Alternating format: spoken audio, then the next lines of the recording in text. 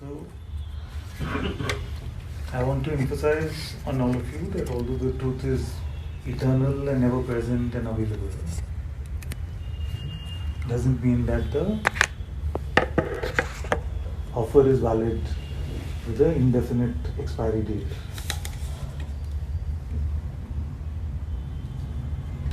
I got an interesting message from someone who was with me for many years, and they are just in a completely different hypnosis.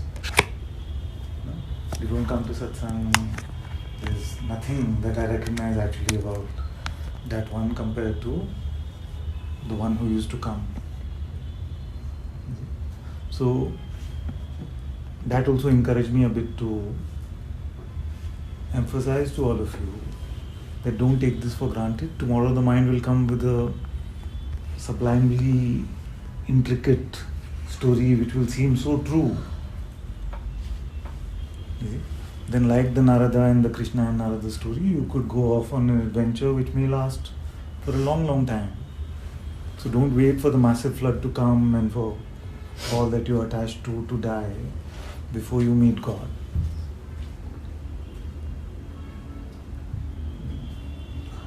The matter is supremely important, more important than anything else we could be working on.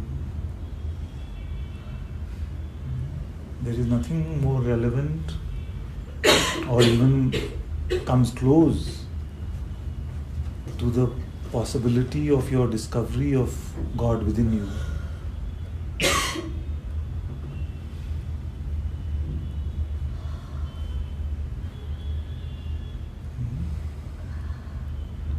So why don't you postpone your pride?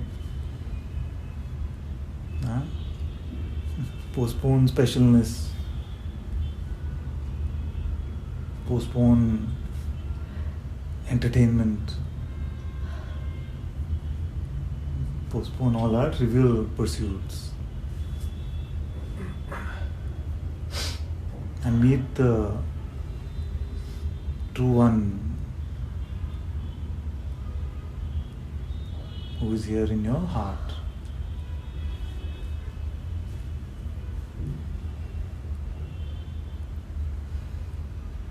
If you go your merry way and pretend to be a bundle of flesh,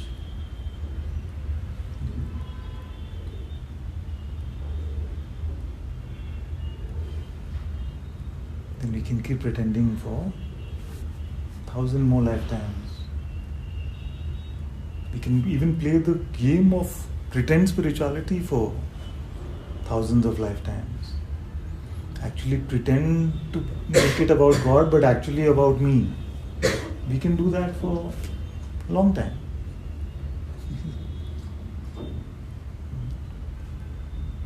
So I want to encourage you to stop it.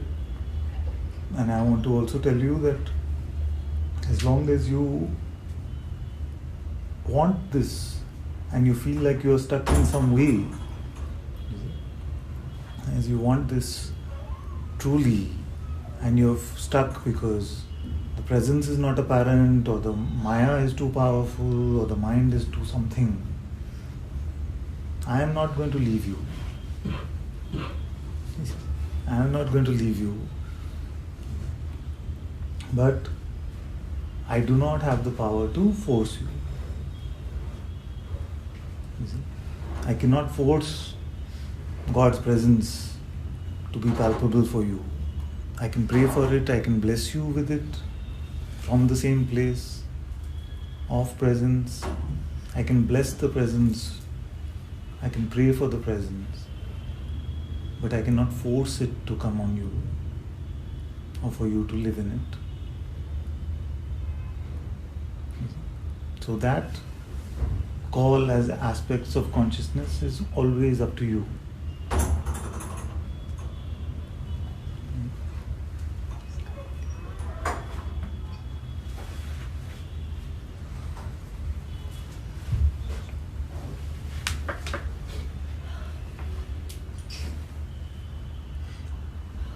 Now the call is actually very simple to follow. The call from your heart is actually very simple to follow. In fact, it needs just utter simplicity.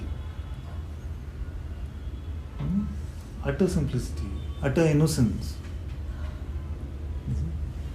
So, this utter simplicity is naturally available to you. It's naturally available to you. It is your very nature right now. You see? So to find God or to be in God's light is natural to you right now. But the problem is that we stop liking simple. We want to make sense of things. We want to be special. We want to win. We want to be right. More of humanity is willing to die for being right than willing to die for God.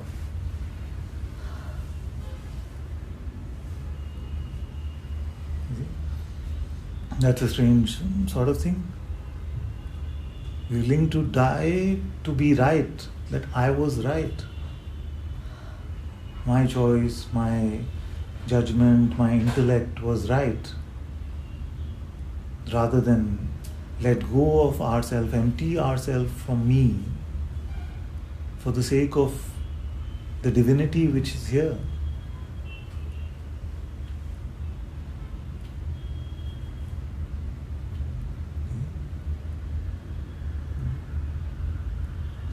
Many of us are willing to take the risk of death for a moment of excitement. We can jump off planes, we can do bungee, we can do various things and say, okay, at least I lived once. You see? The odds are there that something could happen, everybody gets you to sign the disclaimer. You see? You say, okay, but it's worth it because I want to experience it at least once. But what about God? Who takes that risk? This is the absurdity of the mind. We are willing to jump off aeroplanes, but we're not willing to let go of our next thought. Not willing to let go of being right, of knowing things, of making sense, of being special. And all this time, God is waiting in your living room.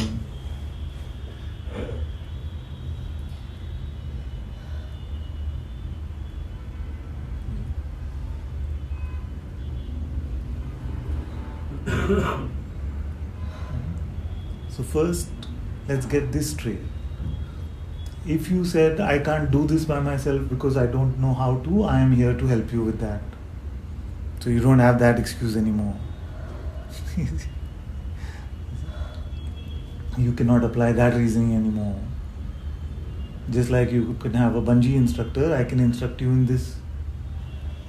You see? The Guru is the one who brings light apparently. What is the light? Does he carry a lot of bulbs in his pocket? It's not a phenomenal light. No? What is that light in which God is palpable? What is that light in which that which is aware even of presence is palpable? That is the Guru's light.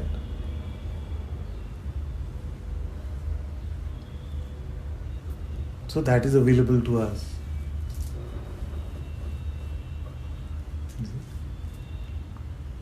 Also, we are very smart, we know things, we know that all that comes and goes is not real. All our attachments are dying, all our bodies are dying. We know all of this. And yet the power of Maya is such that it hypnotizes us, you see. And it doesn't say, I'm hypnotizing you forever. It says, for now. For now. Something else is important. Just for now. It's okay. You can go back to God. But for now, something is important. And in this for now, days go, weeks go, months go, years go, our whole lifetime goes.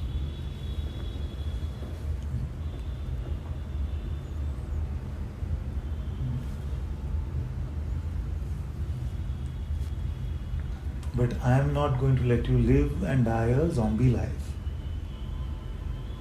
As much as you may support and defend that life which is not alive anyway,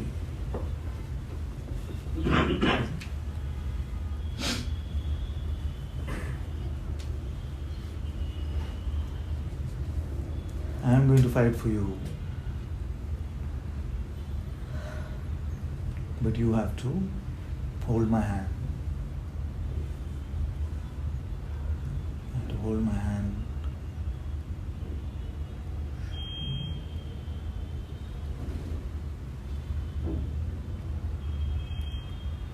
Get over the fear of losing yourself, because that which can be lost was never real anyway.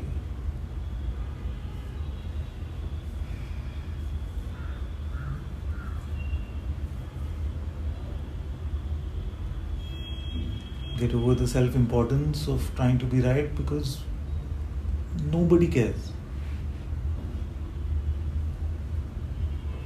When you die, nobody around you is going to say he died with the best ideas in his head. And even if they do say that, so what? Suppose you're right about every idea. You've created a belief system which is full of right. Not possible, but suppose you managed it. What's going to happen?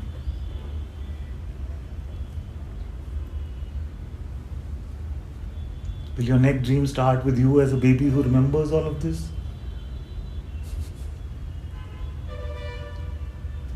Even the dream tonight that you'll have, what will you use this knowledge for? Don't try to be right.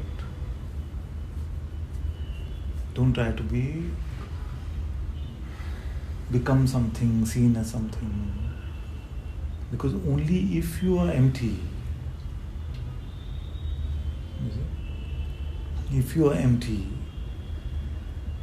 then God's presence can be palpable to you.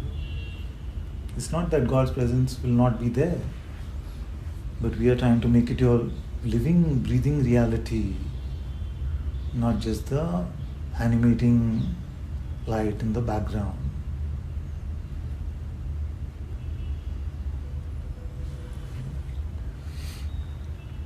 So this is the light which the Guru is trying to offer to you.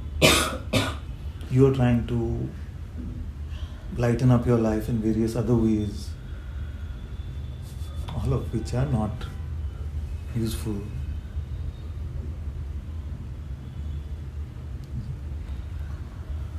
So if you live and live and live and live and live and live 150 years,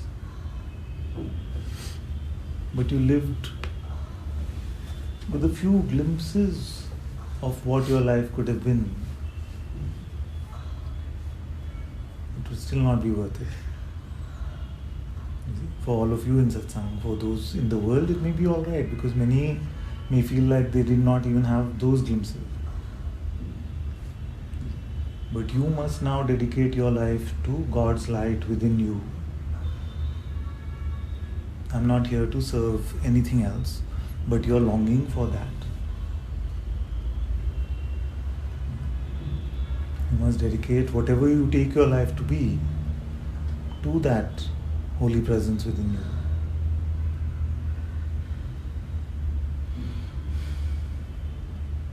And none of what I'm saying is an attempt to change your actions. I'm not talking about the level of actions. I'm talking about your inward openness, your inward emptiness.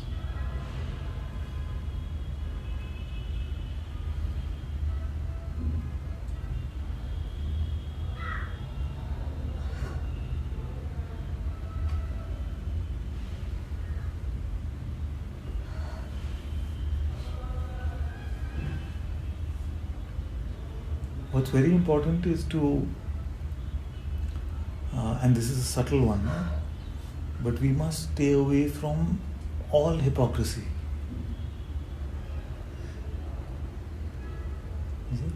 And I've been ranting against lip service spirituality, armchair spirituality, which is just pure hypocrisy, very convenient sort of spirituality, where we know all the right words, we say all the right things. But in our knowing and saying, we're just in the head, talking about big things. But not actually living in the presence of God, living as if we are oblivious to the Atma, which is here.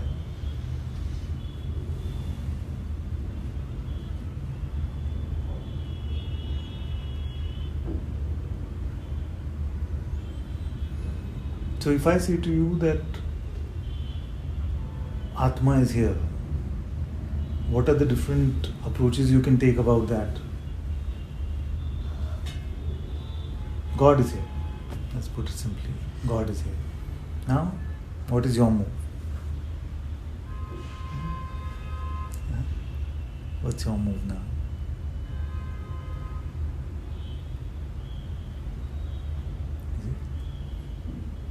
Then you may say, okay, because you are saying it, I'll believe it.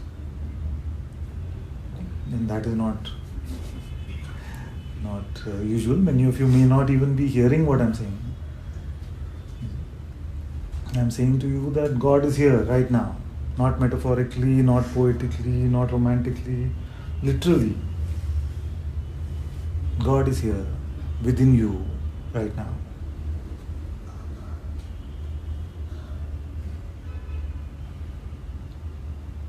You can say, I don't believe you, but I don't want your belief. Are you willing to check along with me? I don't need your belief, I don't need your acceptance, but that much trust has to be there that he may be saying something very absurd, but we are willing to check once along with him. You see? Or you could say, no, I already know. I'm not ready yet. Or I already found it 3 weeks ago, I just have to do that. Or I know the right answer, I don't need to be confused by the stuff he's saying. Because I solved it for myself in the morning during the contemplation. I'm very clear. You see? Now he's saying all weird things, asking me to do this and do that. I won't be confused by him. Because I'm very clear. So don't fall for mental clarity. Don't fall for mental castles, house of cards that we may have built. Burn them all down. If they were true, they cannot be burnt. You will only defend your spiritual ego.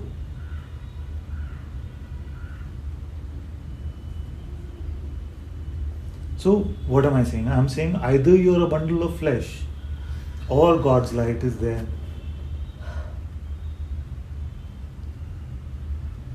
You see? And if God's light is there, then every idea we have about the world is wrong.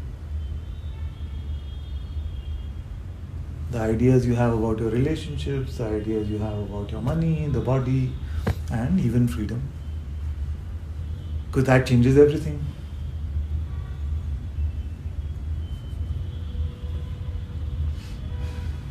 Your life would change, no? Even if you met, suddenly you were walking on the street and suddenly you met Tom Cruise. Even in that one moment your life will change, no? Because now you have a new story to tell your friends and say the most absurd thing happened. I was walking on Airport Road and suddenly Tom Cruise was there. Your life will change. But I'm talking about something which is a gazillion times more in magnitude. That you met God one day. You were just walking down Airport Road or in an auto rickshaw like in my case. And God happened to be there. More intimately than you could ever meet anybody. More clearly than you could ever meet anybody. Undoubtedly. Because if you met something on the outside, the seeming outside, you could still say, maybe I'm hallucinating, maybe it's a dream. But for this light, you cannot be mistaken about it. That is why it's not just an experience. It is beyond an experience. One child asked me, so is this similar to like a Kundalini awakening? You see, what was the difference, Father, when you had the Kundalini thing and when you came to God's presence later? It's a world of difference. It's a world of difference. That was still in the world, that was still in the realm of perception, as sublime and as beautiful as that may be. But this could not be part of any dream.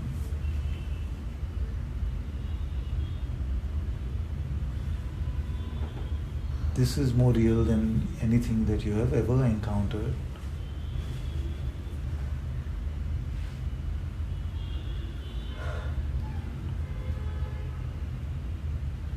So when you are empty of yourself, empty of selfishness, empty of a moment of mental hypnosis, what has not gone away? What has not gone away?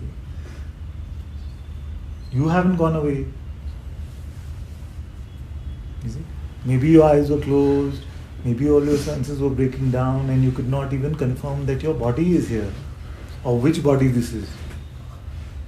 But you are still here, independent of the body. That I amness, is God saying, I am that I am.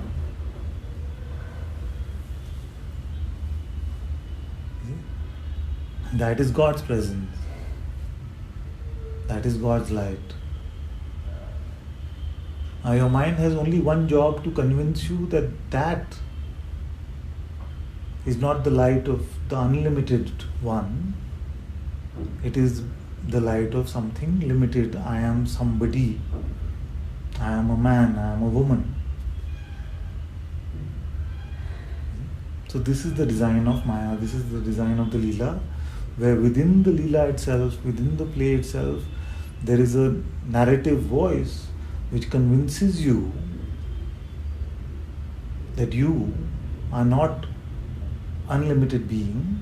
You are just a bundle of flesh and bones.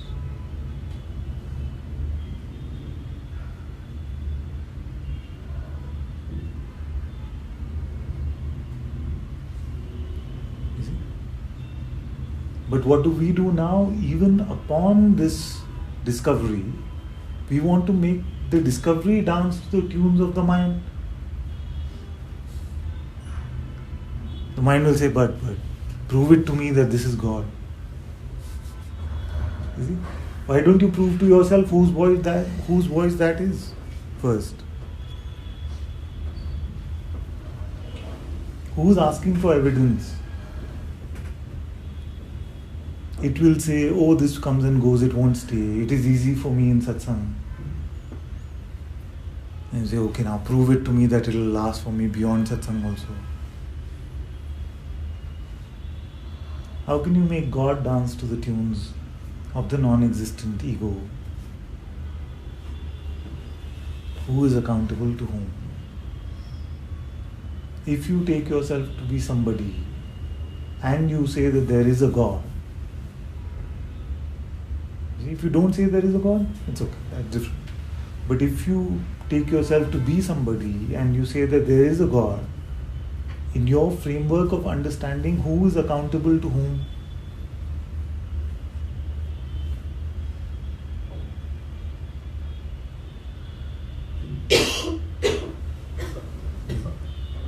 And yet we have made it all upside down.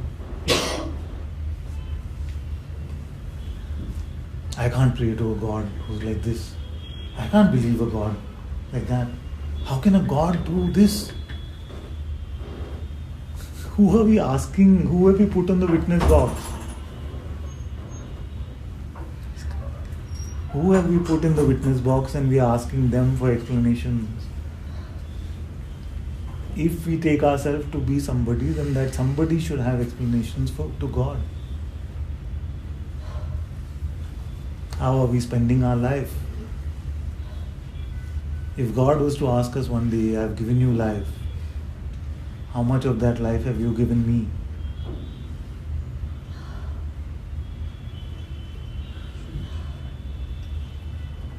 Are we accountable then? So these are all traits of wanting God to be a glorified servant to us. God's assistance in making our life better, God's assistance in making us peaceful, joyful, full of love, all of that.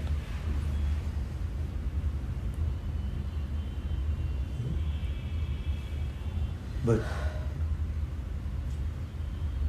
don't touch my sweeties, don't touch my good stuff.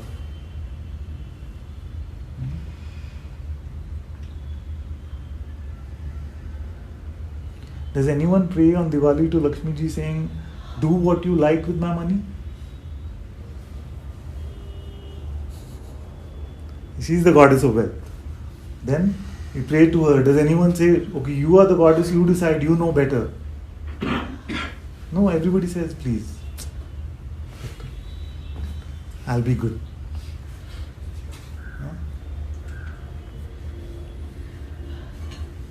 So, as humanity, we have succeeded in turning everything upside down.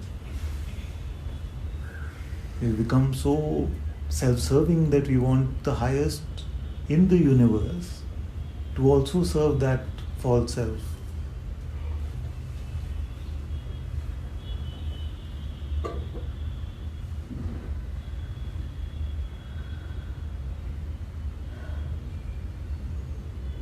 How many of us go to God and say, do what you want with me?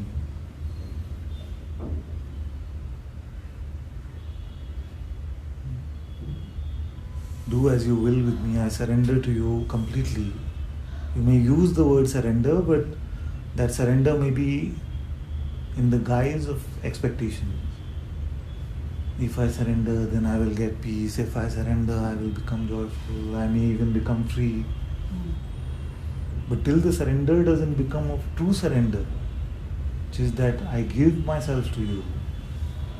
Whatever I take myself to be is yours to do as you see fit.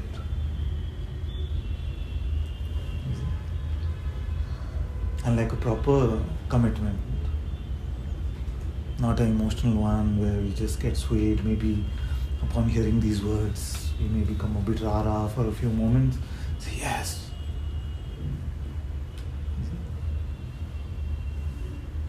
And then someone comes and tells you that, oh, your bank relationship manager took 30,000 rupees from your bank account and ran away. You lost all that presence and God and all of that, and we back to, I'm going to fix him, this is not fair, this is not right.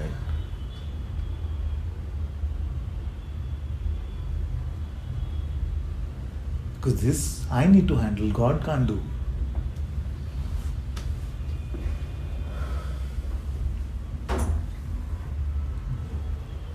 So, all this lip service type spirituality is not going to help.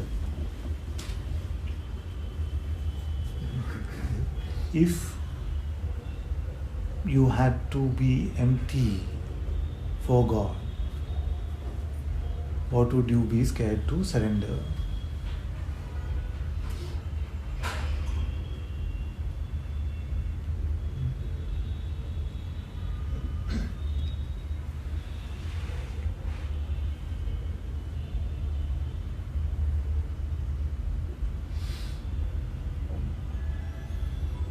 If I said to you that if you are going to walk with me,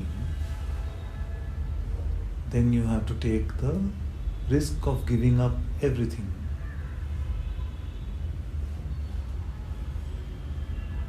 How many of you would still walk?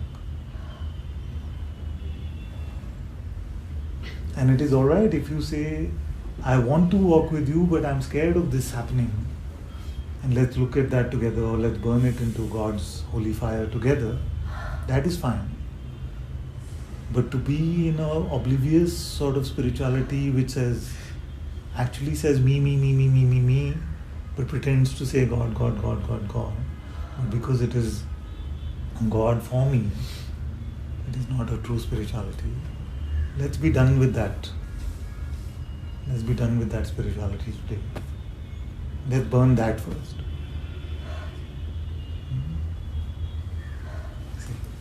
Here what's there is, there are doubts that come up about a certain type of skill that this one has to display. The skill that? This one has to display. To display. Yeah, or perform. Like has to have. Yes. It could be in work-related, interpersonal relationships.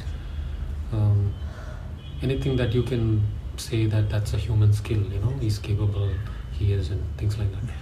So you're pinpointing a certain type of skill.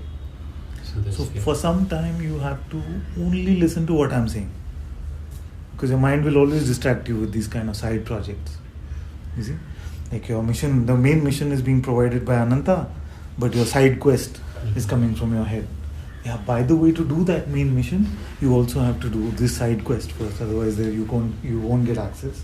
Like you can't meet God till you become such a wonderful communicator, or so sweet in your expression. Like that. So don't take on any of these. So because the offer comes doesn't mean you have to take it. Your mind will have judgments about this, will say this is good, yeah, very good, now I'll follow this part, maybe not. You see, if you're still doing that stuff, just throw it all out. And don't be in any sort of evaluative mode. Just throw it all out. And then don't say, have I thrown out all the peanuts or not?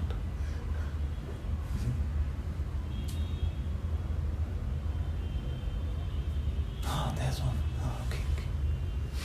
I still have to work on this. You see, that's why I'm saying the battle is for time.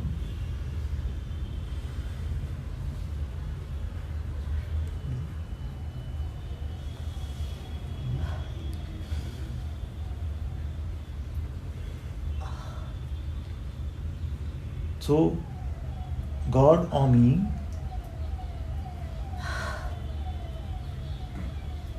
there is no bypassing this. There is no bypassing this. God or me. And you cannot be smart about it, you cannot Advaita it away, you cannot say, okay, this scripture I read this there, but I'm already that, so why do I need to? You cannot do any of that jugglery. There is no escaping it. You have to be empty for God. You have to be empty for God. And that emptiness comes to you moment to moment. It is not difficult. You see? But in the moment the thought will also come. And in the hypnosis of that thought, all talk of God is not relevant.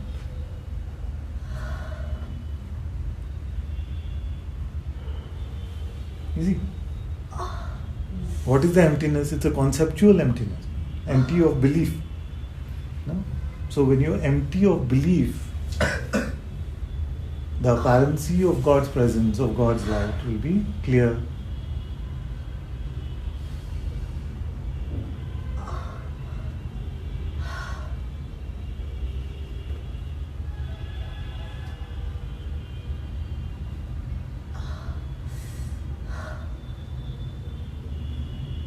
But under the hypnosis,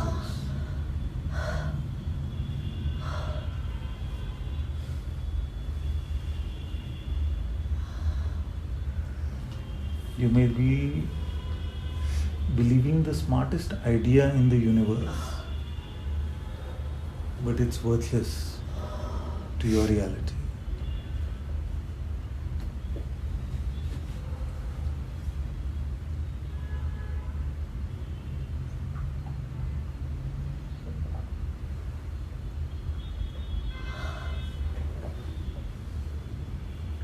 You were saying that one option was to hold your hand and see the discovery. So the thing that's not clear is that like presence, you say God's presence is like a toe of God, a small toe. Yeah. So this presence is, I get it, boundary also not there, okay, but there is something vast about it that you talk of. Yeah. So that vastness, how is... Yes, but only through the light of presence can we see the vasanas. So you cannot bypass that step. So only through Atma can you meet Brahman. Only through the Sadguru light, the Guru's light, can you meet that which is beyond attributes, beyond qualities. So let's first meet this. Let's first meet this, so that we ensure that it's not just fancy words, it's not just talk. Meet this light, this presence. And often we've talked about this light as if it is a portal. So the portal which opens this way is the creative light of this world, and the portal that way is the intuitive light of self-discovery. That is the beauty of this light, of God's presence. It is in the light of this presence that the world is perceived, is experienced. But it is also in the same light that we can confirm the Nirguna.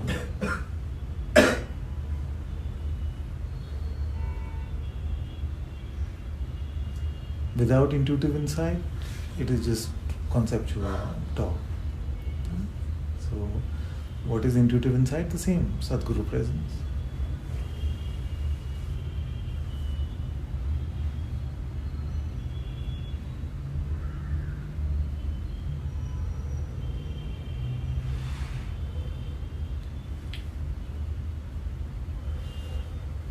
Okay, so all of us are here. This presence, Satsang, say.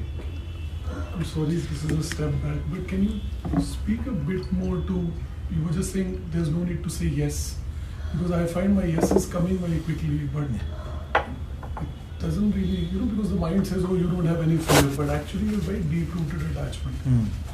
So, what are you scared to give up?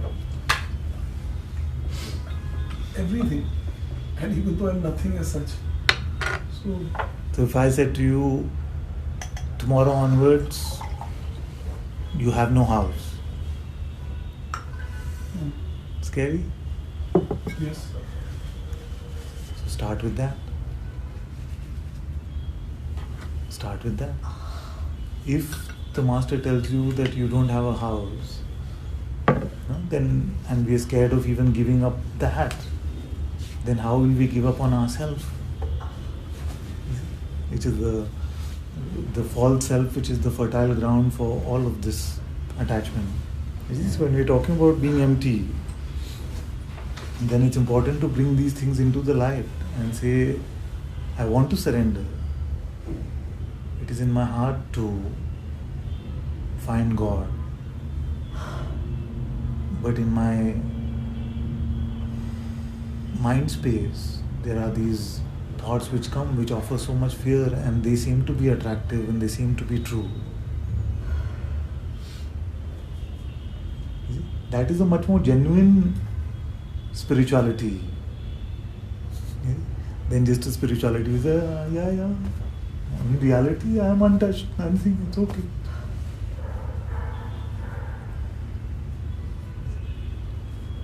Because those words should be spoken only from inside, not from conceptual understanding. See? So this is much better to say, if I said to you, if you say your life is surrendered to God or Guru or whatever, then if that came and told you, you have to give up on this, many of us are just, we say we are fully surrendered, but we are only surrendered to the extent that it is convenient. You see? The minute it is even mildly inconvenient, all that surrender is out the window.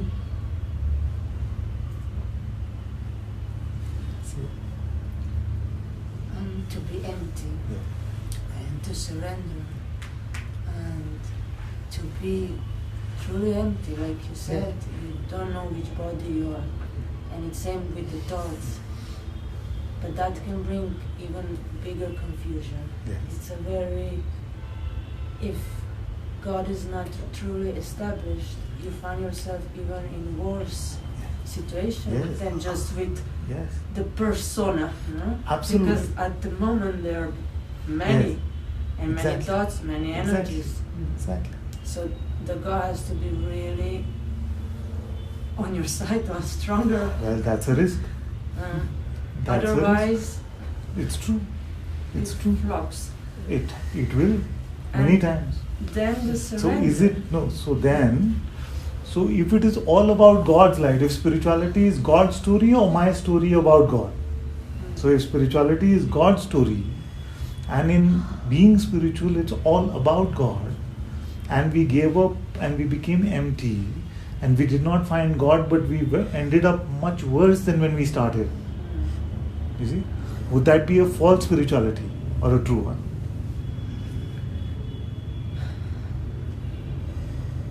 That's a question to ask. And that is the risk I want you to take. Because I'm done with the comfortable spirituality saying, yeah, you will be very good. Peace will come, joy will come.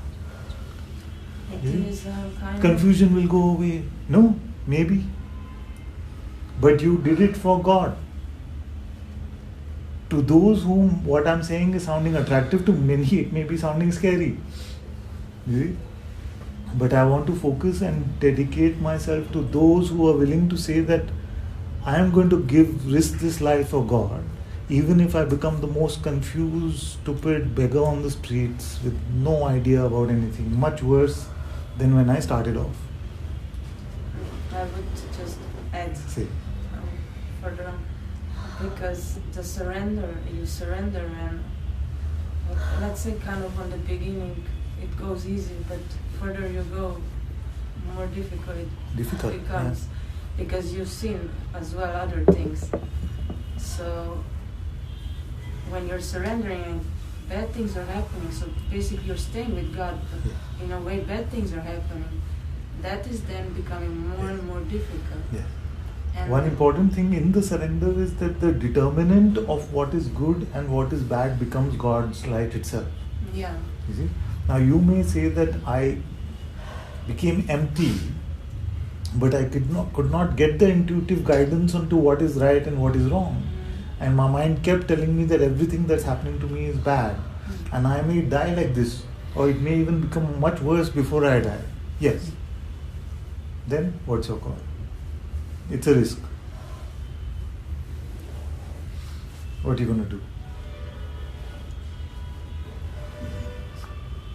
What are you going to do? Suppose you came into the quest for self-discovery, wanting peace, contentment, joy. But in the surrender to God, all that peace went away, your mind became super resistive about everything. Even those things which were easy earlier, now the mind is like that. You see? Peace, you don't know when you met last. Love, you're not feeling for anyone, you want to hit everyone in the face. You see? Not feeling. So you end up after 20 years of spirituality, you end up like that. Huh? But you did it for truth and you did it for God. Does that sound attractive or unattractive? That's what you have to be honest about. I am telling you that if there is 0.00001 possibility that you could find God, but in that endeavor your life could become a complete miserable way to live, you should still take that bet. Because the immensity of what you could discover is much beyond these odds. and one more thing which I would really like to clarify.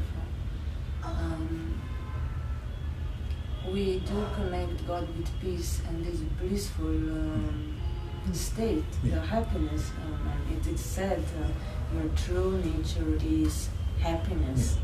It is your natural And that is all marketing. state. All marketing. Yeah. So. You're not listening to that. No. Yeah. So exactly, and it's an addiction. It's like a drug thing, because what happens. What is God is or the bliss is? That kind of bliss state. Yes. Because yes. the That's why I want to when put you go- cold water on that addiction today and just mash it to the ground as much as Yeah, possible. because the experience is telling you that is the kind of God, No. but it's not. Yes.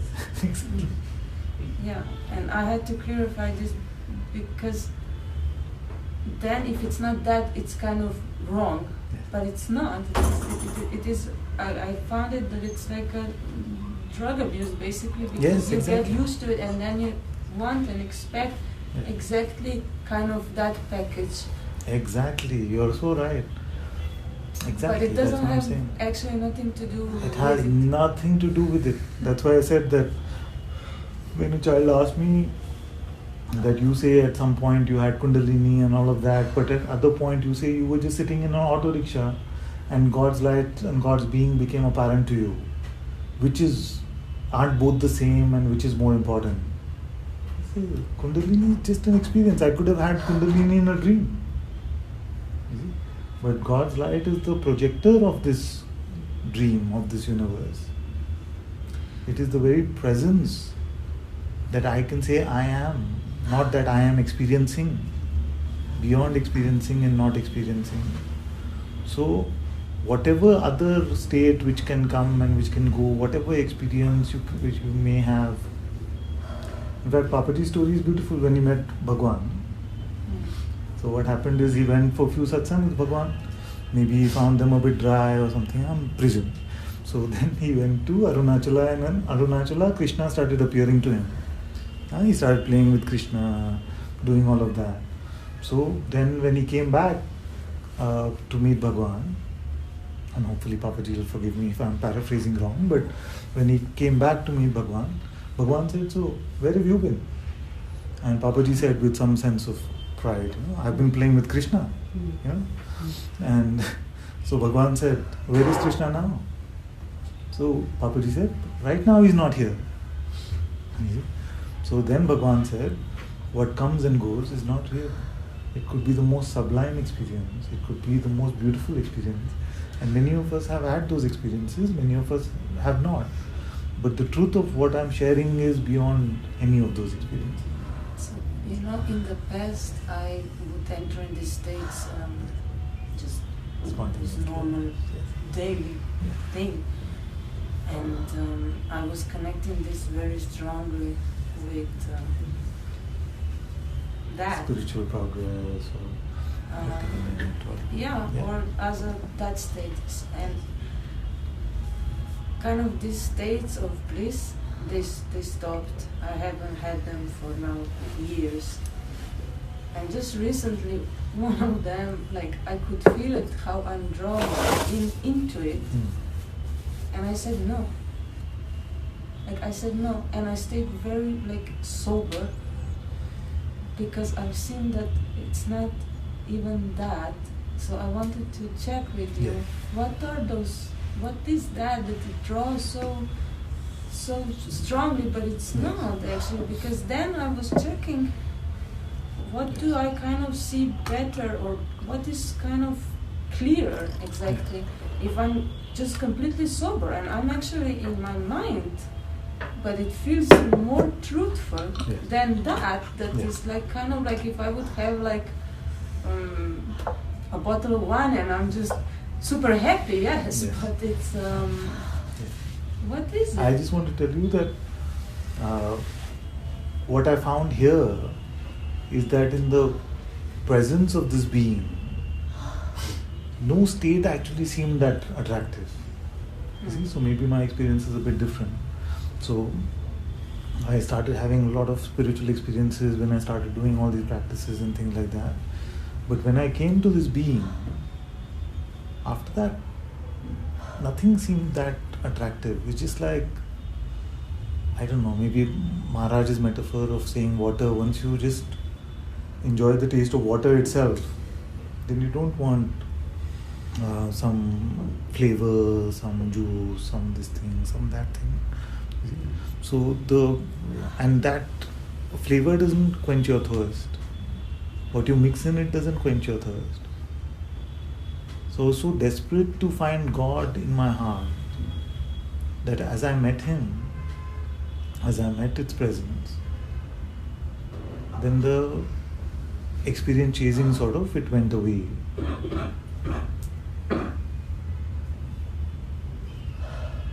So that is what my advice would be to you as well, that remain in that God's presence, God's light, and then you will see that all these, even the best, most sublime experiences, you don't have to be averse to them. You don't have to say no, like that. Nor do you have to embrace them too hard. Just so it's often used, I feel like, which is the good metaphor for this, which is that if you visit a mandir, if you visit a holy place, you will get some prasad. You see? So you don't have to say, no, I will love the prasad too much, so I won't have it. Or I come here only for the prasad. And if I didn't get prasad, then it's not a worthwhile visit. You see, either of those positions would be wrong. But this that you're saying, and it's also the statement of Ramana is saying, your natural state is natural happiness. Yeah. And well, it's different. No, forget that. Okay. Then what is that statement? Forget the statement. Can you do that for me? Because I'm saying hundreds of other things. Maybe. But that statement was coming for years, so... Just forget it. Well, then give me something. I'm giving you so much else. Why? This can be your... What? But for that happiness. But I was told it's that happiness. So I've said often that it may be easier provisionally to say Sat Chit and not say Sat Chit Ananda. Okay, if you're going to insist, then I will tell you about that Ananda. So suppose that you had a lot of beautiful state, but for weeks you were not able to sleep. Would you be good? Now, when you sleep well, is that joyful or not joyful? But there was nothing. There was no joy experience in sleep state. But you feel good. That's it. That's the natural happiness. Without attributes, that Brahmananda. You see, there is Ananda which is worldly, there is Ananda even in God's presence, Bhajan Ananda. You see? But there is a Brahmananda which is the most natural happiness. So the Ananda and Satchitananda is that attributeless happiness. Not the tasted, you see, not the tasted happiness. Can you check something with me? I had few times now in the last few years, after a lot of like the period of struggle and the prayer to pass it, move it, I came to a point where I would say, okay, I'm not there, but it's getting wow, comparing, no? Okay. And the moment that would be kind of rising, it was the complete flop from life. It was like, if you touch it a little bit, it's going to flip completely in the opposite. And it was like a free fall. It was from high, low, like a elevator from up to down immediately. So, kind of what was happening, or my perception is, I practiced to be stronger in it.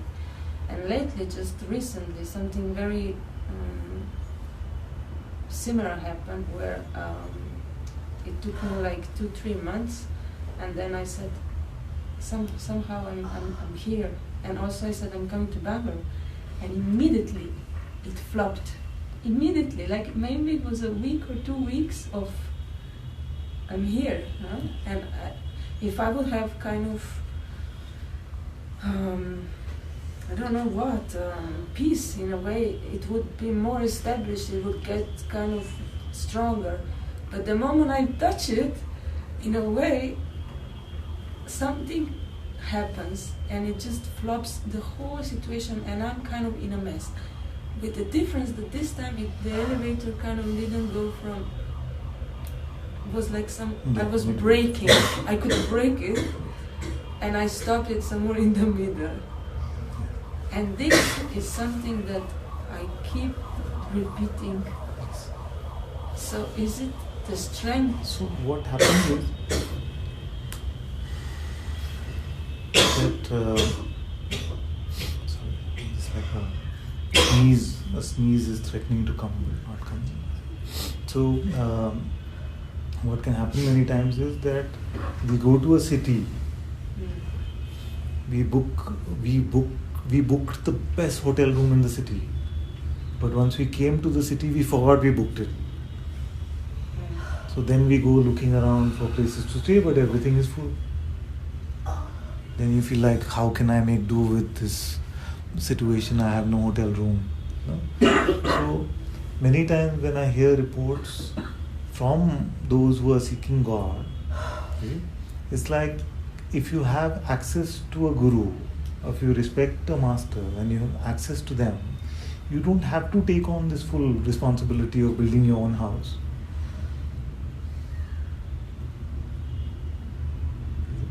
What you've spoken about, most of that is your master's job. You don't have to track and say, I was here, now this happened, then this happened, am I on the right track, am I doing this? You see, we don't have to do that. And maybe there is an attraction to like independence or something that we feel like, no, but this I have to take on for myself or something like this. But it's really not needed. It's really not needed. It's like you have to take the most difficult exam in the universe, but you have the best tutor available. Why will you say, no, I'll study it myself and do it? Because after when you kind of repeat it, it becomes very difficult because you don't have any more even energy and you're just like flat somewhere and down, no? But you know you're kind of there, and you know also where you could be kind of. So use this opportunity to hand over your terms, like to live life on your terms completely.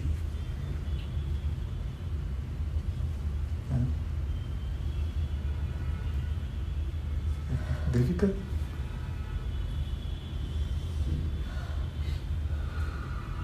If I was to say to you that you will not come to God on your terms, it can sound scary to some of us, because I know her a bit for a few years, so I know that she had a bit of independent streak and, I'll do this, like, which is beautiful at some level, but you need to also rely on those who can show you. I'm not saying we'll make it easy for you, but you have to learn to follow, because as you're learning to follow your heart, there will be times where you will feel like the only voice you have available to follow is your head, and your heart's voice is not apparent to you. And that time to follow a master is very helpful. We can only follow. In the human condition, we may have pride that I can do things on my terms. You see? But as a human, what is it? You can either follow your head or you can follow your heart. That's it. So whether you like it or not, you have to follow. Now the only problem is that your head is convinced you that what it is saying is your way.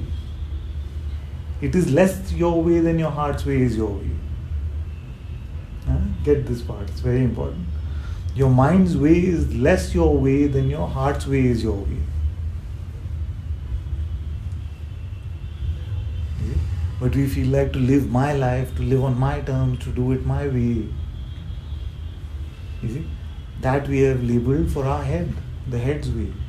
The voice of limitation will determine your curriculum and say, this is my strength, this is my weakness, this is what I have to do, this is what I have to look at, this is what always gets me, this is what I'm good with. But you can't say, how do you know? Because you're trying to rely on the same thief which you're trying to catch to tell you its address. You say, this always happens to me. How do you know that? You say, my experience tells me, but actually it's just the narrative about your experience which is here.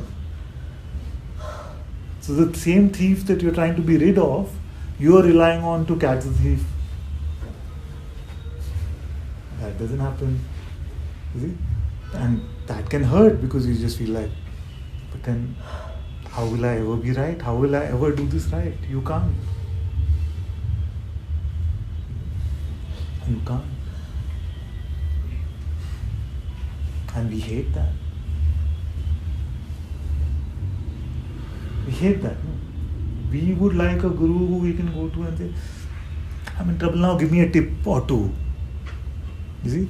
If we go to a guru who says, your life should become mine. Trouble. So, but what you're not realizing is that you're already in the hypnotized state. I was watching many years ago, my son used to love Harry Potter. So I was watching one of them with him. And all of them are trying to prevent the, like, what is it? Who's the bad one? Voldemort, no? They try, somebody said Dementors. Okay, whatever.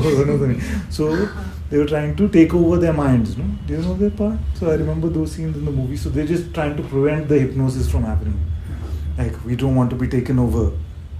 And I was looking at the human condition and say, but this has already happened. You see, it's already happened. So we are like that. We are under the spell of the voice of limitation, the spell of egotism, the spell of selfishness. Now we are trying to refer to that spell of hypnosis itself to be free from the hypnosis.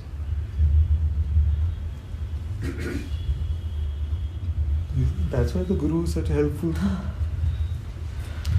But if you find a guru and you don't follow, you see, or you want to make the guru's words align with what you are already thinking so you can confirm that yes, I was right. Then you don't need a guru, you just need a yes man.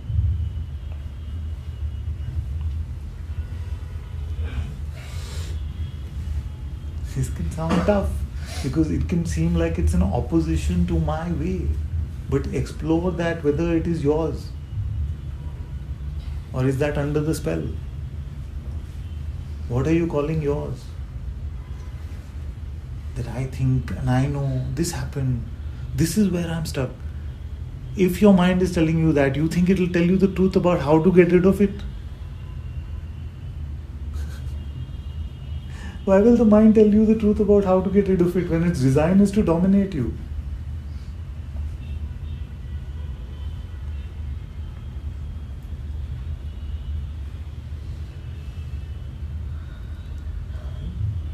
So then what happens is, for some time, the voice which is comforting and it is guiding you to reality, that itself can seem oppressive.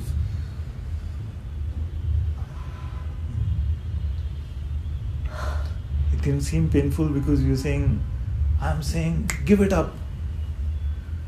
And your Advaita understanding may be saying, but it already is so. You see? So why can't you give up that thought then? Why do you insist on hanging on to it if it already is so? Then why do you have to put that as a barrier? You see? So don't confuse mental understanding with true insight. If you have a resistance to follow the very one that you yourself may call Guru or Father, then just say, bro, dude. And don't say Father or Guru or nothing. That itself conveys that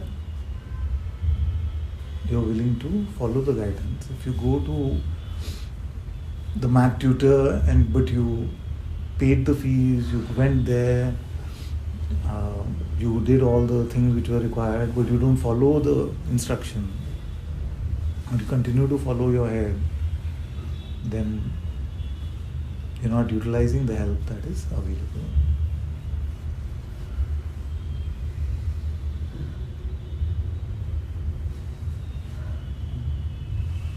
So just like we want a God-assisted life, not a God-dictated one, we want a Guru-assisted life, not a Guru-dictated one.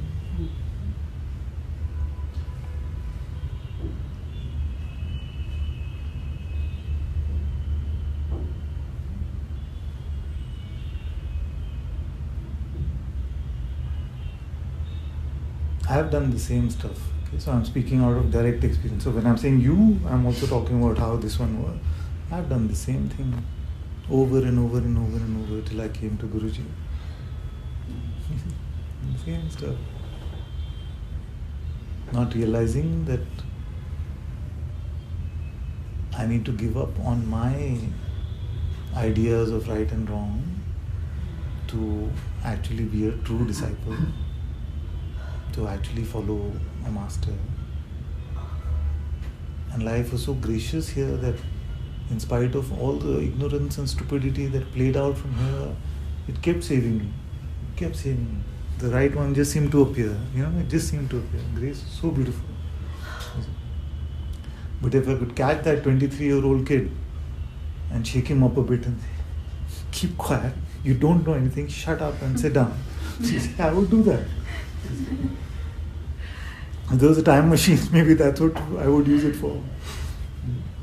The one who got into spirituality already knowing in like a few weeks that he knows most of it. Yeah, I got this. But completely clueless into the reality of what it takes. But grace so beautifully kept paving the path in spite of all the ignorance and silliness that was here.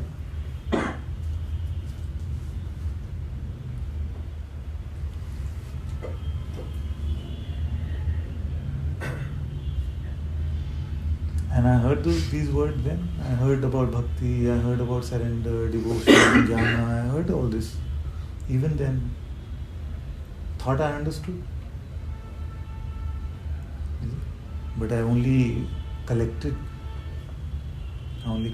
concepts.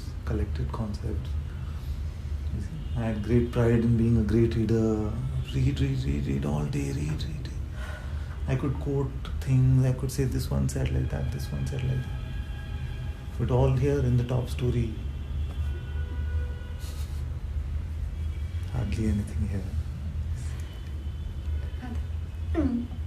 What you said was so true. Like once you have that insight, we start using it for the outer world, say, for happiness, for peace. Okay, I can achieve all my dreams. I'm going to be so cool and whatever, right? Forget that what is the actual thing that we came here for. Yes, two things I want to say about this. I'll say the second one first, which is because I'll forget. And maybe that's the more important point. So many times we hear that you're telling me give it all up for God, even peace, love, joy, give it all up for God. But that's what I came for. How can I give it up? No, it seems like a very rational thing. But actually it's just like saying that, oh, I came for a 1-course meal for which I had to pay 5,000 rupees. Now you're telling me it's a 10-course meal instead for the same price. So you came for love, peace, joy. I'm giving you God. And you say, no, but I can't. So, you see, so that is the thing. So suppose that we walked into the wrong room at the wrong time, expecting it's some, corporate board meeting or something. But it actually turned out to be a meeting of avdutas, like a secret society of avdutas that you just enter, thinking that it's a corporate board meeting. And they are just talking about so beautifully, directly pointing to the highest in the universe. I say, no, it's okay. I came for my corporate meeting. I will leave that and go. So look at the trickiness of the mind. I am saying for God, leave your expectation of peace, joy, love, all of that. You say, no, but I started this because of that. Okay, so if you started this because of that, but you came to a better place, why can't you leave that now? So that in that way it becomes tricky. The second thing is that we say that you were saying that we come to the insight and then we want to use the insight for personal reasons or for some ephemeral things which will die in this world. No, but that is not possible unless we are trying to merge the true insight with like a mental hypnosis. You see, so it's like that's like a very roller coaster sort of life. You see, God is here, God is here. Okay, how can I use this? Am I most peaceful? You see, so then the Maya is what? When you've gone here, God's presence doesn't seem apparent, no matter how hard you try. You see, you can experiment with this. When you buy into even the slightest notion, although when God's light is apparent, it is apparent that it is always there. But in the hypnosis of the head, it doesn't seem like it is apparent. When you are hypnotized, you can try this. You see, that's why we can't be super conceptual about Advaita. It has to be our lived experience. We know in reality God's light is always there, and we are even beyond that as pure awareness. Clear, no? But all of that switches, like she was saying, flops. No, it flips completely under the influence of one thought. You see, it's like a drug you can take. You take one pill of that drug, and that drug is designed to make you feel limited. And it works because it is God who designed this drug. So you cannot have it both ways. You see, that's why the God or me is very important.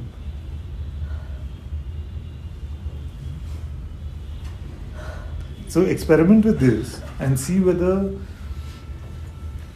you can be empty, be in God's light, God's presence. Then, stay in Satsang, okay? Then say, okay, now I'm going to buy the slightest notion, you see, and see what happens. Observe for yourself what happens.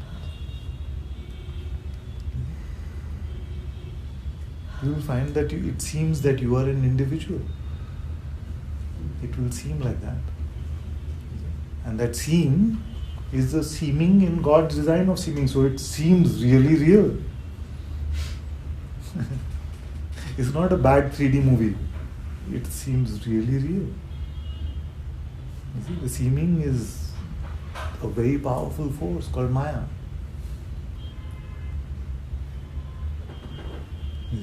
So you have to really sacrifice this me and all its desires and expectations and ideas of even doing a balancing act with God. So kind of if you're still very strong in this emptiness, that you really establish the emptiness, it's like preference goes towards, it will be that one. Yes. Yes. Come what may. Come what may. You stay empty. And when you're not, return to the emptiness immediately, come what may. Another thing I want to say further, Please. what you said in the beginning was so true. Like the more we postpone it, the mind only makes concepts of it and makes it more difficult. Otherwise it's simple. Exactly. It's just so simplicity, it creates... The pure simplicity and innocence is the mind will constantly try to build defenses against. That's why my approach also has changed now, where anyone who comes, you see, I am just full on with them. You know? Because after a few days, weeks, months, it'll start the defenses. I understood this, I got this, like this. It is fast. Guruji, but because of this hypocrisy of God or me, I mean, like you said, you're more confused, you lose your peace of mind. But when you're losing your peace of mind, I think your mind is also becoming very heavy on you, and it gets much more hold on you. It's a vicious circle there. I mean, how are you going to come out of that? Maybe you need it to become so oppressive that you decide to leave it. Yeah? Well, I'm not saying it will happen. I'm saying, are you willing to take the risk that you came to the search for God, but instead of finding God, even the peace that you had when you started with is gone? How much do you either love God or hate lies? Has to be one of the two things. You either love God so much that you're willing to sacrifice all your peace in this life, or you're done with the lie of the ego so much, you hate that so much, that you're willing to sacrifice your whole life for a chance at the truth.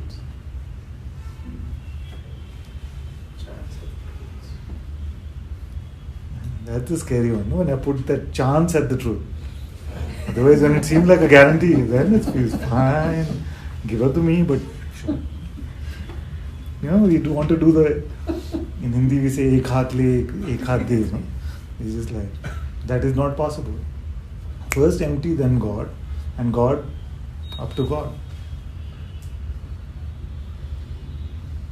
There's a confused beggar on the street that you say. Yeah.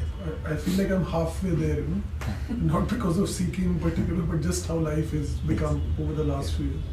But there's still always this subtle expectation, even when you speak of coming into simplicity or presence. I think, if I'm being honest, there's always that expectation, even if it's not gross. Yeah. Now,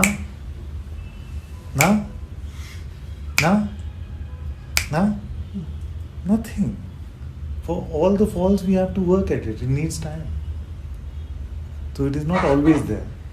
You see? We may be always buying into those ideas. Right. And that is what I'm trying to chop.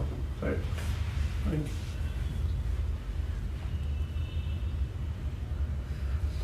you. If we were to conclude that the original state itself is contaminated, then there's no hope for any of us. You see?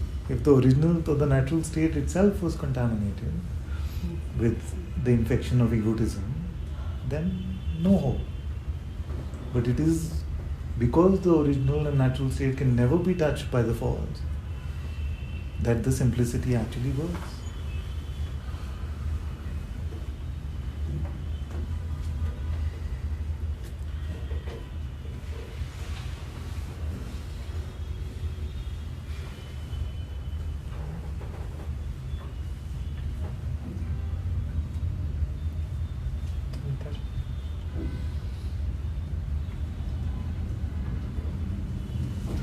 Most of us probably did not realize that the words we used in terms of surrendering to God, you see, were very, very potent. And maybe we did not realize what that surrender entails. And maybe we even understood the words of the masters where they said, you have to surrender the surrenderer. We've all heard these things. You have to surrender the surrenderer. That sounds cool. So when I talk to my friends, have you surrendered the surrenderer? Oh, sorry. You see? So all of this is not concepts that we can use for like a cocktail spirituality. That which you thought was surrendering has to go.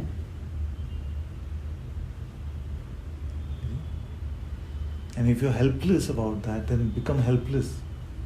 Just because you know the concept of surrendering the surrenderer doesn't make you special in any way. You see?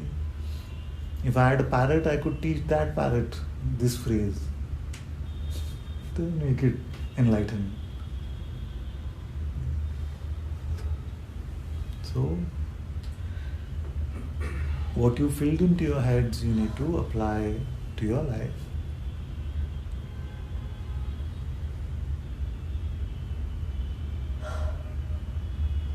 And with integrity means just like this. You say, I have surrendered now. I consider you my guru. There's no point considering anyone a guru unless you've surrendered to them anyway.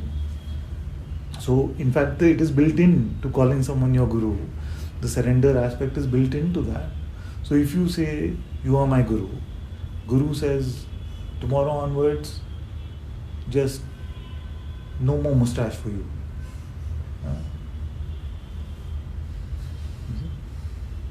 Then, just in a few seconds, all the fears can come over this nonsensical thing.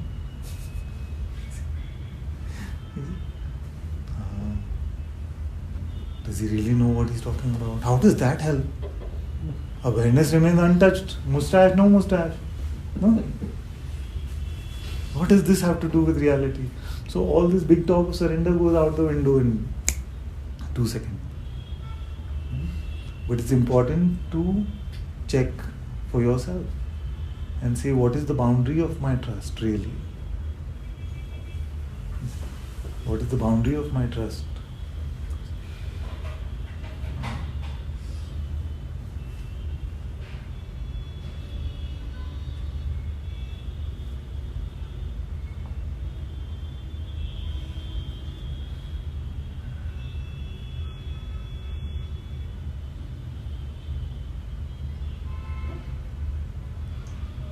So if I said to all of you that, over the weekend I have been very attracted to a particular form of Jainism, and in that particular form of Jainism, nobody wears clothes. So Friday onwards, come to Satsang, but don't wear clothes and come. Gone, over. We start Sangha from scratch.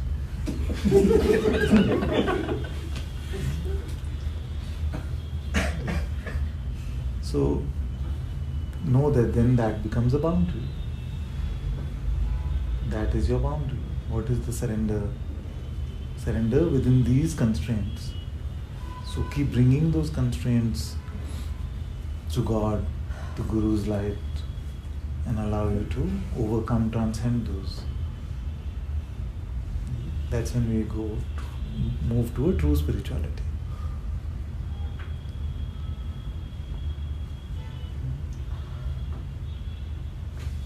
What did I do in my life here?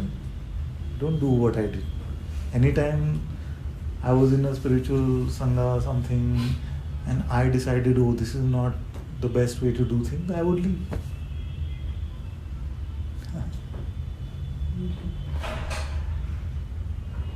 And I actually don't know how God's grace blessed this ignorant one with so much grace.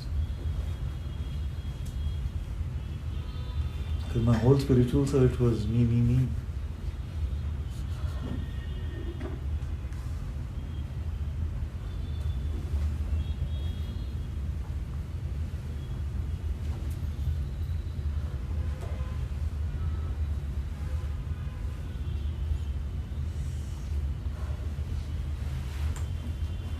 And I don't actually know how all of you are hearing this actually.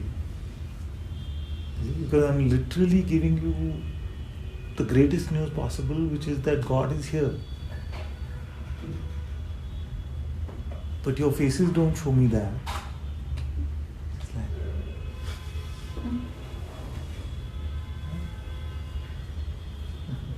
how would you respond to such news? And from whose mouth would you accept it? You see? Does Dattatreya have to walk through this door and say, God is here, and then you accept it? Does Shankara have to come? Then you accept it? Whose mouth are you waiting for to hear this? This is Arjuna conundrum. Show something. Yes, that is the Arjuna conundrum.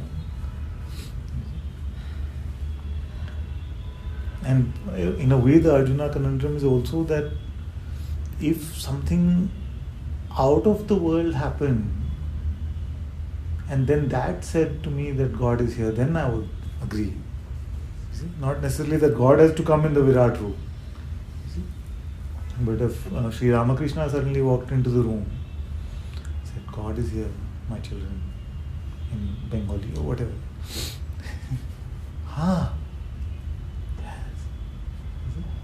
So this is the feeling always. No? Those who were with Ramana were saying, why weren't we born in Shankara's time? All of us are saying, why weren't we born in Ramana's time? So that we can never break. We have to accept the good news from somewhere. Whose mouth will you take the news literally from? How can it be spoken that you accept the truth and integrity of the fact that God is here? What are we still waiting for? What are we solving? What are we resolving?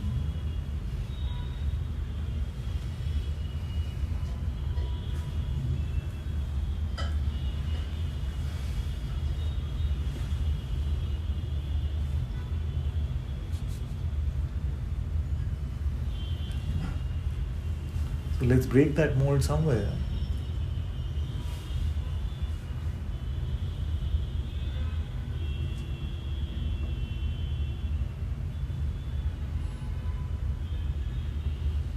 Because otherwise we'll keep playing this game. Many of those who were listening to Jesus would have said, we would have accepted it from David's mouth. And those who were listening to David would have said, we would have accepted it from Moses' mouth. See, that's never ending.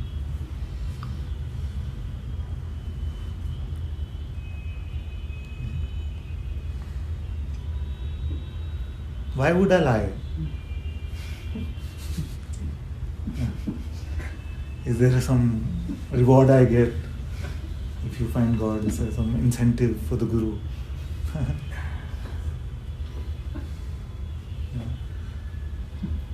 Is this some sort of multi-level marketing thing that one spread to 50 more than 50 spread and all of them? It becomes a pyramid.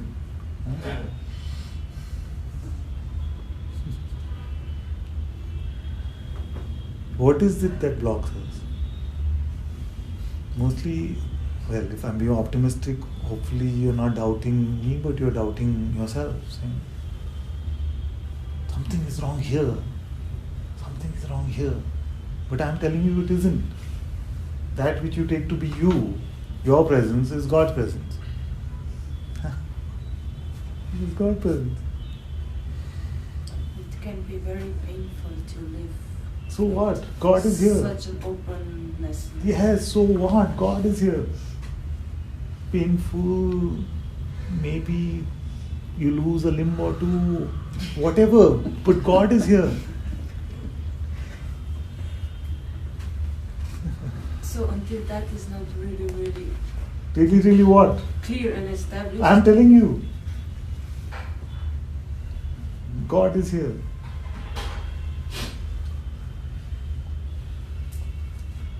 I changed my laptop password to God is here. Okay, thank you for telling me.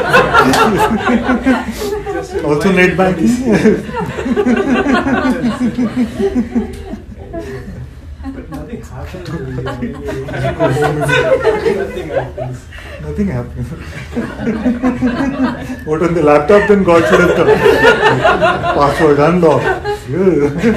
Instead of my usual wallpaper. What should have happened? What should have happened? Some kind of conviction. It doesn't change.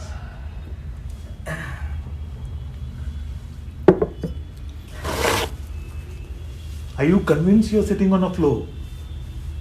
Convinced? You don't need to be convinced. You know it.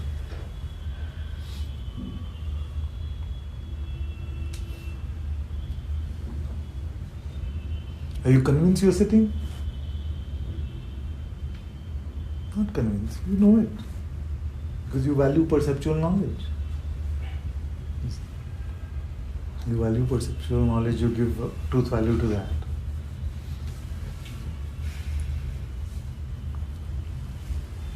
But that which is your own presence, you're willing to take a imprisoned view of that from your mind, as if you're living in a prison of limitation.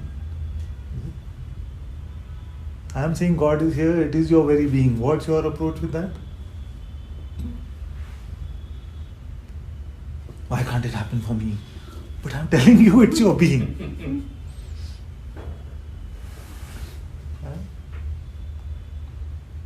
Check, no? Tell me if you find something else other than God sitting there. I'll retire from Satsang. If you look within your heart and instead of God you find somebody else there saying, no, I quit. Deal? But you have to check.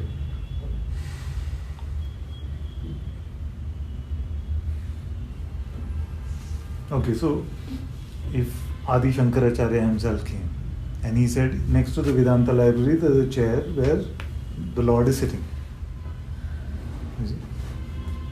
What would be your approach?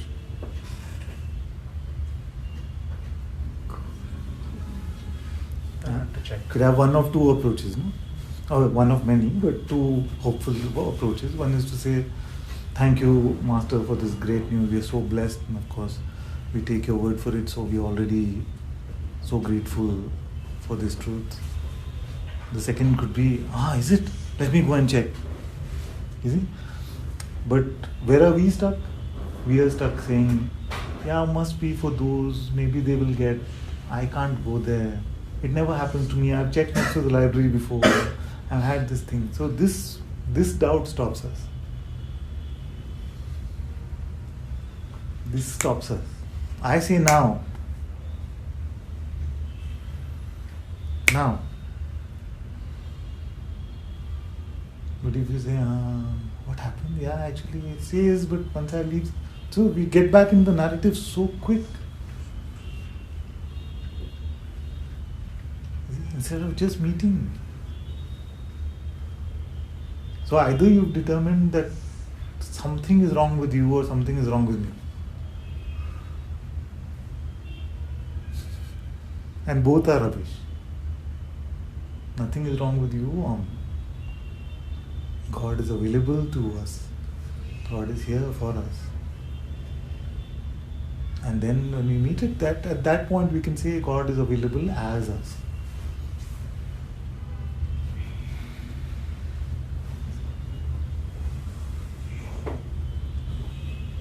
But if before meeting you say either it is not possible or I'm not looking because I tried before, or God, or even that God is available as us before only, then all of that is avoidance.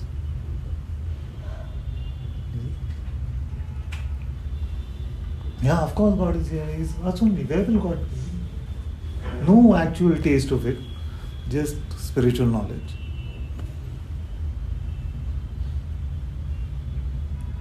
So we can't even escape in that way. That presence which you call I am, that which woke up this morning when you said I woke up, is not a personal presence. It is not a personal Atma. It's Paramatma's presence called Atma.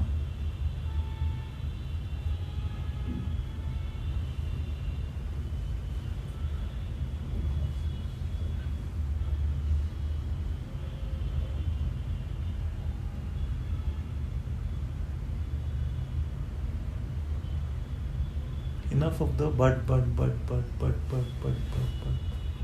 Go, how long will we go?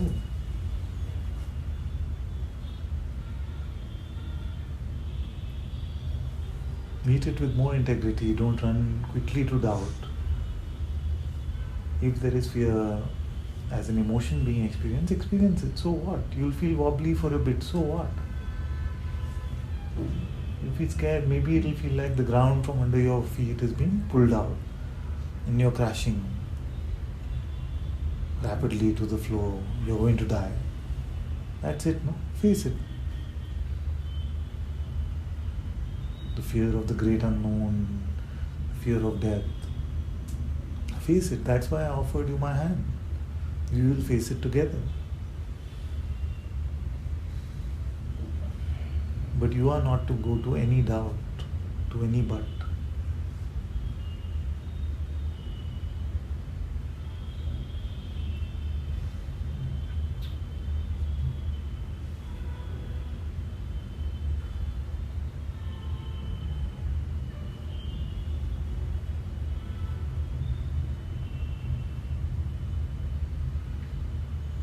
Because in that humble sounding but and a reasonable sounding doubt, time is going. You're losing the battle for time.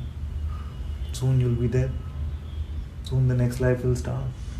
You'll go through the same cycle. Then you find another guru. Then you'll put another ring in the vase. And one more life will go. The Lakshmana story is about who?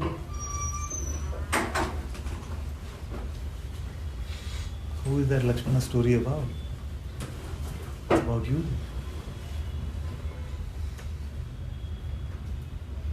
So right now is the time. Stop your doubting. Stop being right. Stop trying to understand.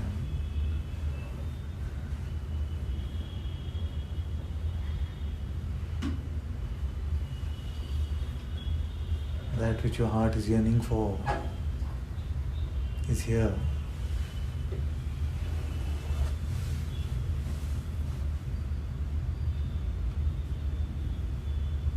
Don't peddle it away for some nonsensical assertion from the mind. some offer of greater understanding.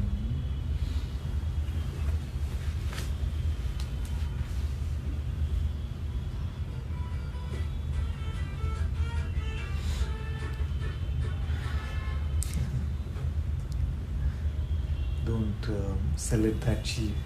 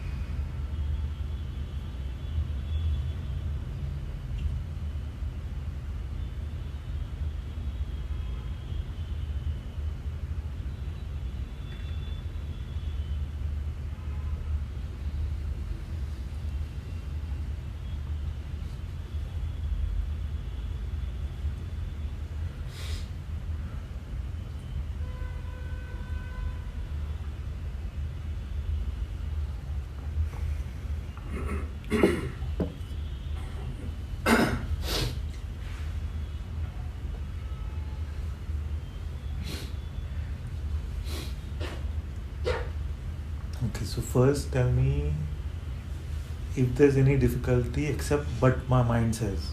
We'll come to that in a moment. Anything except but my mind says?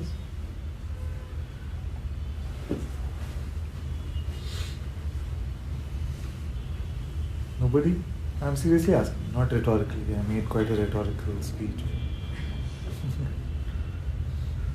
To confirm God's presence, is that what you're asking? Yeah, to just confirm this, whatever I've said.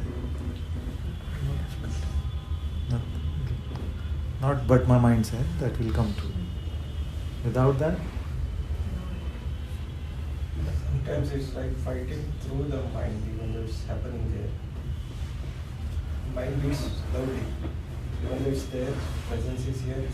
Still That's like but my mind said. Not mind, it's noise. Fighting through the noise to come to that calm state. What noise? The mental noise. It can feel like that it takes some time to settle. Yeah, it beats very loudly. Yes. And once it's settled, So what? huh? It says so, the mind says so. Yeah, so that thought comes and goes, so that's what my mind said. But once it's settled,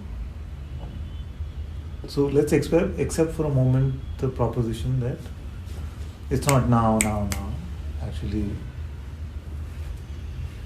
settling. Okay, now.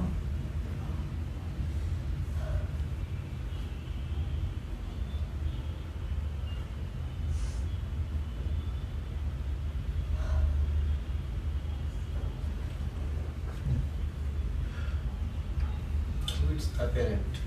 Correct. Yes. And now I'm going to say something which may sound harsh, but I want to say it, is that now if you're not selfish or proud or falsely humble, then it's easy.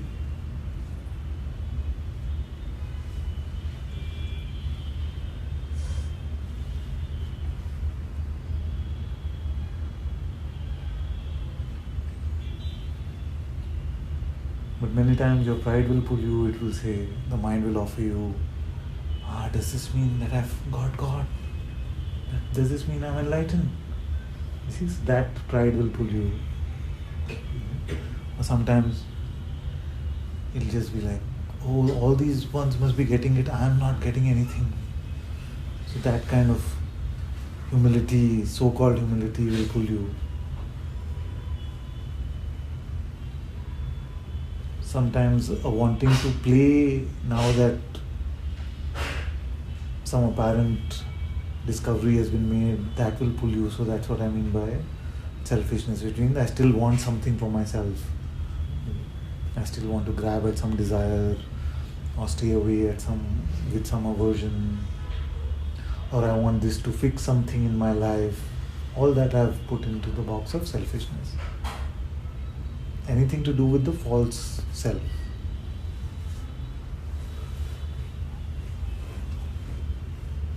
But if you're truly innocent, truly simple,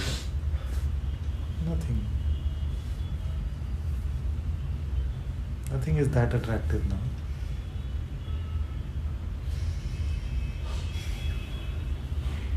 But my mind said, but didn't say.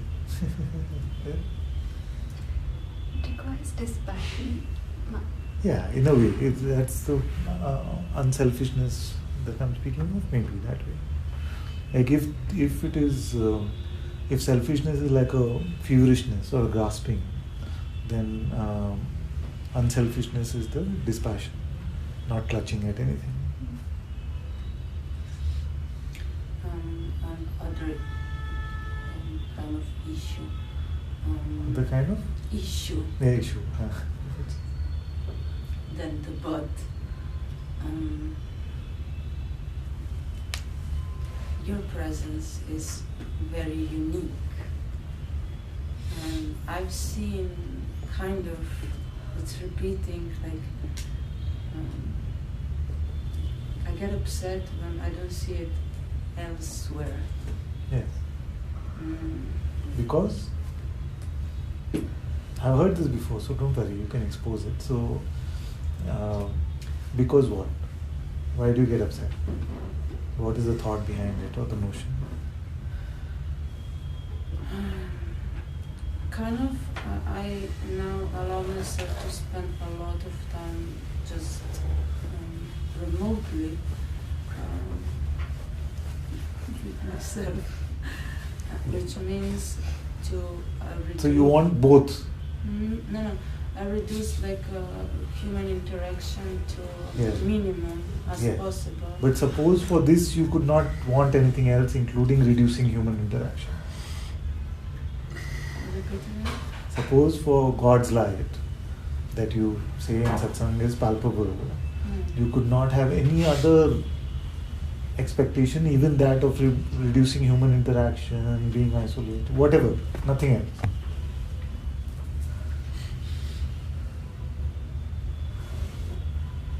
I hear, but I hear. This is the thing, no? So this is that wanting to be independent, wanting to do things on my terms.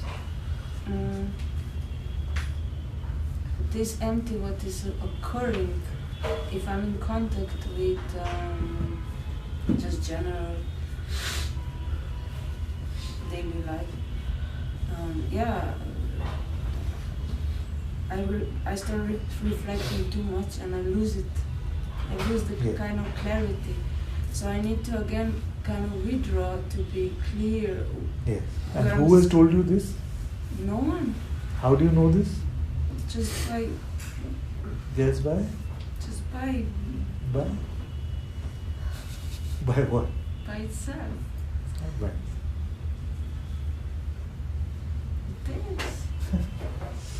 This is what I mean, that we have determined for ourselves that my terms of living or a good life or the better way, and if you were to listen to yourself objectively at some distance, you would say what you are saying is I come to you in satsang and it's palpable. No, the Sadguru presence within my heart is palpable.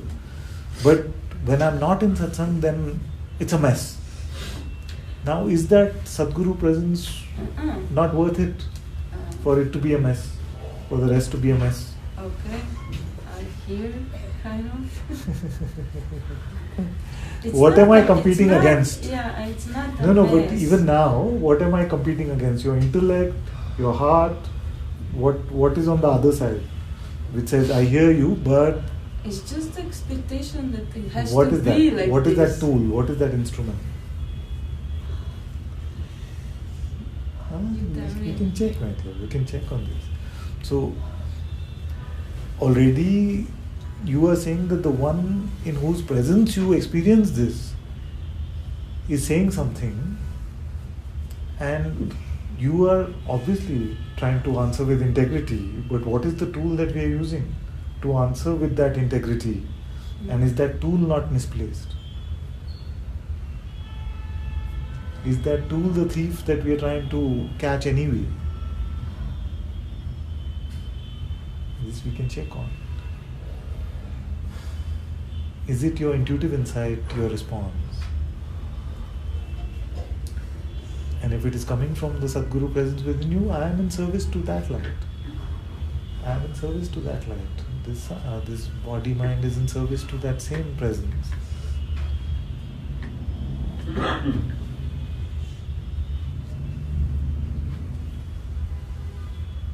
But is this very different from what that man told Papaji when he said, Master, at your feet, it's all so clear. But when I go to the marketplace of the world, then I lose it all.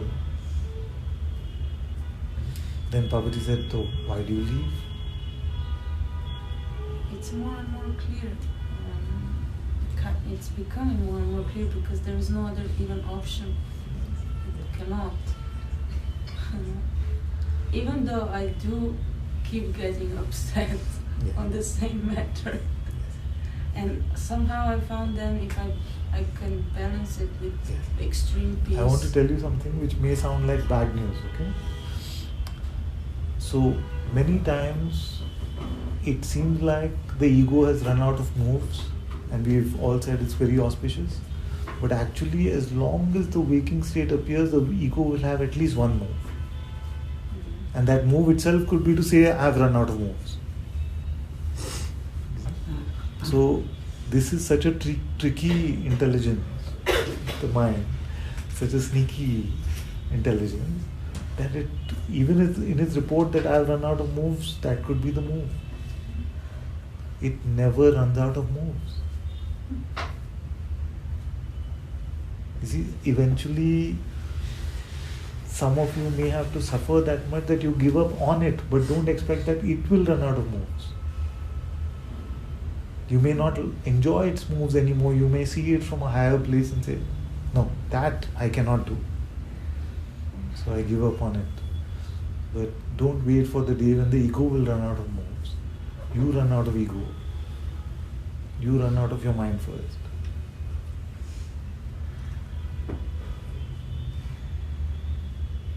Don't use the thief's voice to try and catch the thief.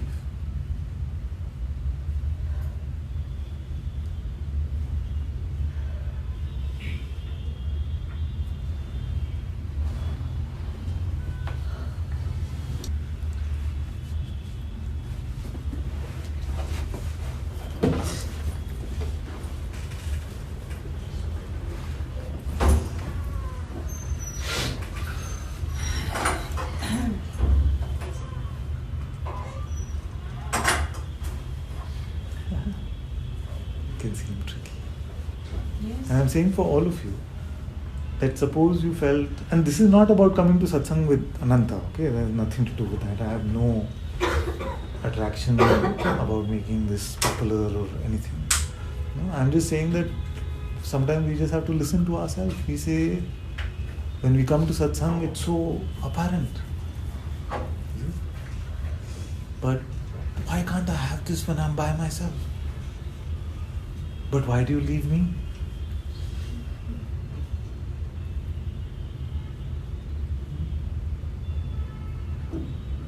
You may say, I found a cave which has the best vibrational quality.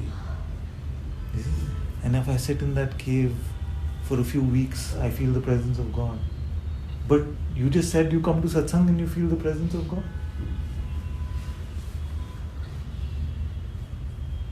So don't allow the mind to trick you, take you away from that gift which is so palpable and apparent.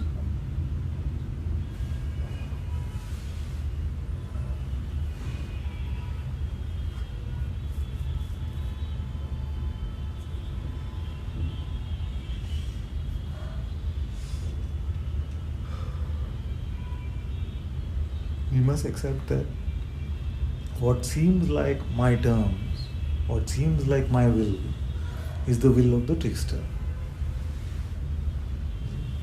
And that which at this point may seem like difficult, maybe even ungraspable insight from the heart, that is God's will.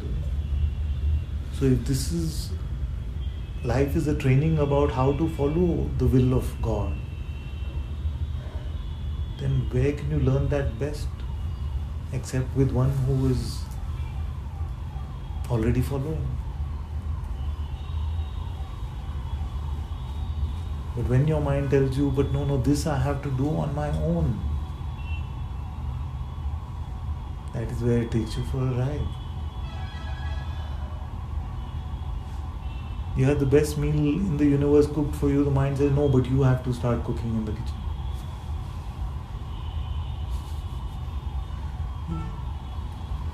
Because you have to be independent. You have to be careful of these tricks. Because many children over the years just fall for some silliness like this. Oh, Father has given us everything that He had. We are so grateful to Him, but that last mile we have to do by ourselves. Well, who told you that? Who told you that?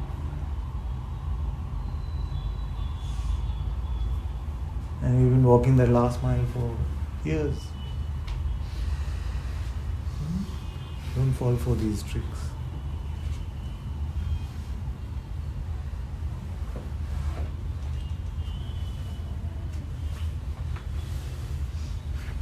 Many times it is the ego's last stand. Let's propose independence. Let's propose individual achievement of freedom. That makes for the better story.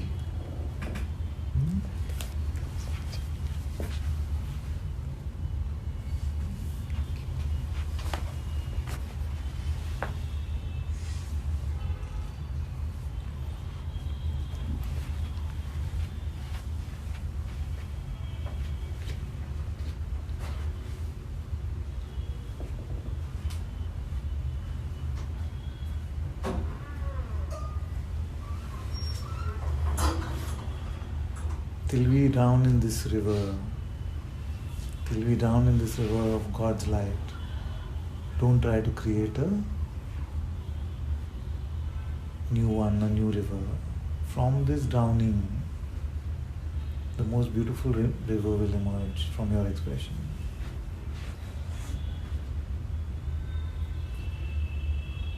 Ananta-ji, there's a quote from Advaita which I think I misunderstood for a long time, and it's led me down this path of independence, independence.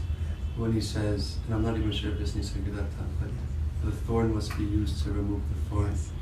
And so then I took on this identity of needing to think and to take out this thorn.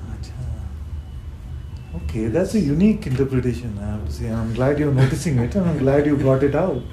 Because what Bhagwan is actually saying, so Ramana Maharishi used that, he's actually saying that even the pointers ultimately are concepts. You see? So when the concept is offered to you, inquire into the nature of who you are, we use that concept to weed out all the other thorns which are there.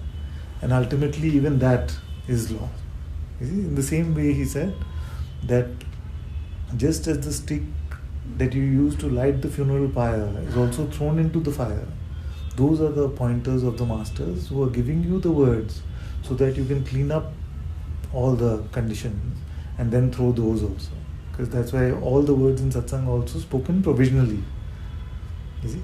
It is not so that you can use your ego to try and kill the ego. So it's not active, it's not a personal out of desire and fear, digging it out. Well, okay, so let's look at it this way. What would be such a thorn that you have tried to use? Let's take an example of what that thorn would be. You're asking me what the thorn looks like?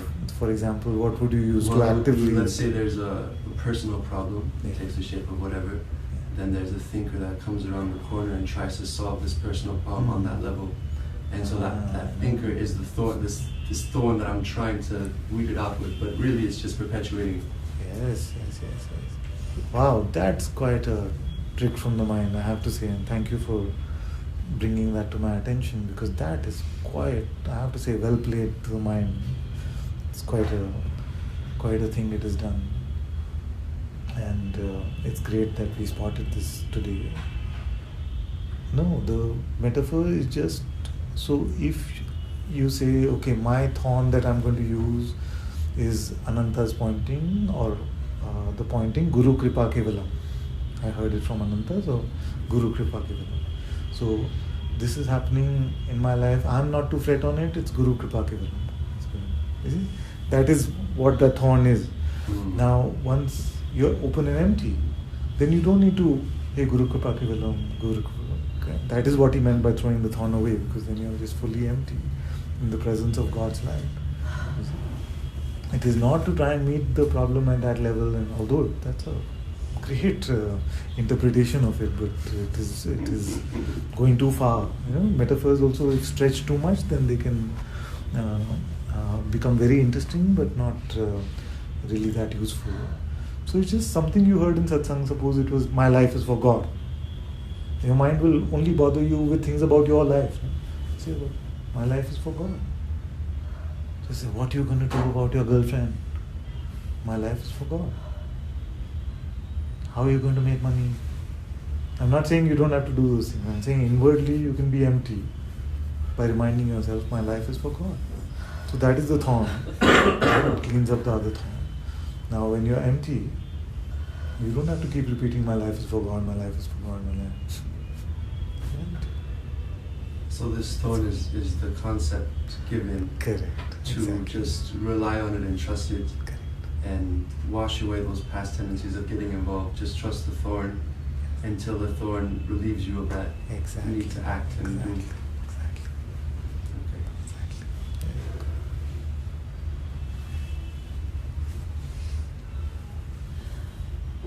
It's quite a nice one. There used to be a time when I've heard this, I don't know where I've heard it or read it. There used to be this thing, you should constantly engage in Namasmarana. Yeah. So, In Namasmarana in or Atmasmarana? Namasmarana. No. So, say whatever the name of the divine is, so it would be a time when I would do the sadhana, and the mind would be like, see, you have one moment of gap there, you're supposed to do it constantly. Yeah. I would freak myself out to the point where I would be so uncomfortable that even the Namasmarana wasn't even giving me any, joy. It would be like a thing that you're doing, but then it's like constantly on watch, constantly on vigil.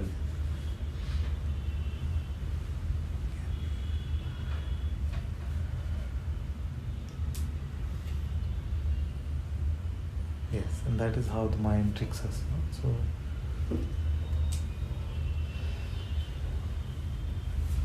whatever tool, whatever practice, whatever method we may be using,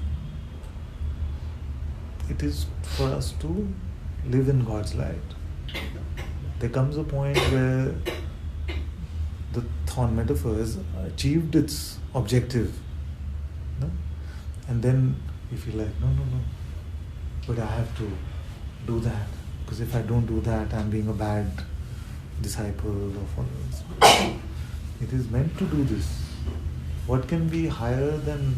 So let that Nam Smarana get you to Atma Smarana. If the Nam Smarana doesn't get you to Atma Smarana, there's no point anyway. Once it gets you to Atma Smarana, all the names are contained in your heart already. See, it is not just the names, but every possible expression of God flows from that place.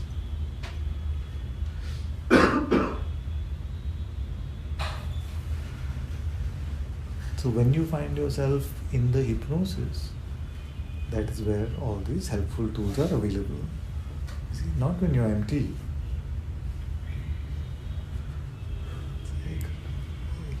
See, so when you're empty of it, how to express this? Okay, let's use the example. It is said that we must pray unceasingly. Same thing, in a way. Pray unceasingly. So how to pray unceasingly? God bless me, please help me, God. Like that. And pray. You see? But when we are just in the light of Holy Spirit, it is the same as Atma, same as Sadguru presence. That is also praying. That is not smaller than praying. That is higher than praying. So whatever the practice may be, it is in service to that, not the other way around. It is to lead to Atma Gyan. Not that Atma should then be subservient to that.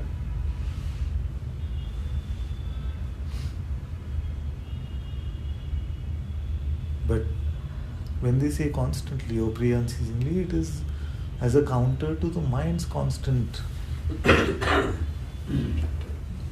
assertions and mind's constant need to be right and conclude things and determine the nature of things.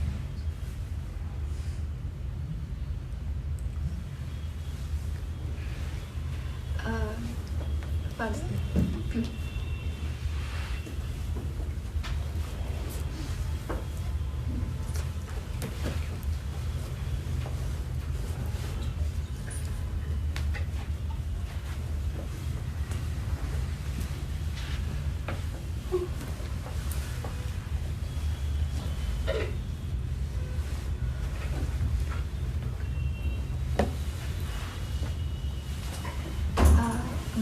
Advaita says one thing, that once you have the insight, then you just be with that so that it becomes more sweeter and sweeter. Yeah.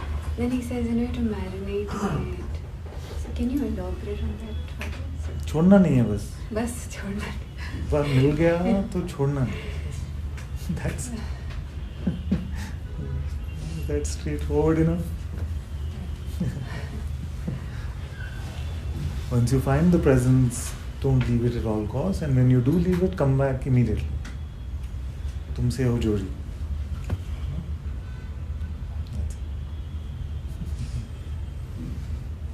That's why I've been using this metaphor. Maybe some of you are getting offended by it, but it's quite effective. I feel like it must become like as if like you're a dog following a scent.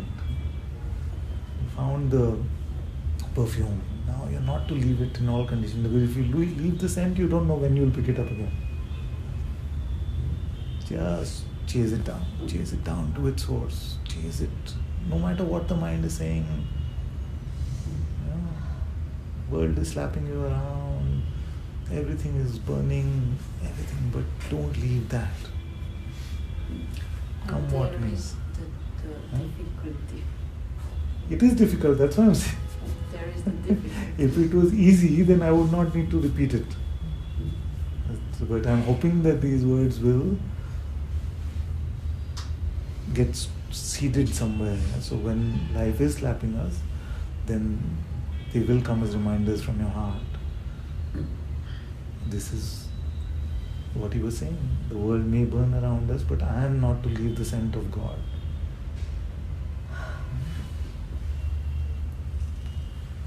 Because what is on offer is only a narrative. As a replacement to this most divine, holy presence within you, the replacement is just a good story, and mostly it only sounds good to you. Nobody else is interested in your story. Nobody. So don't replace God for such a lame prize.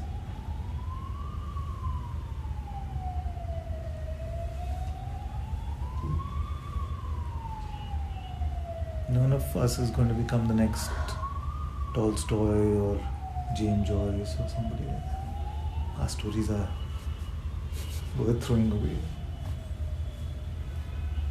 Even those stories actually, as a replacement for God, worth throwing away. So don't spend your life becoming a storyteller. That's on offer from the mind. God is here.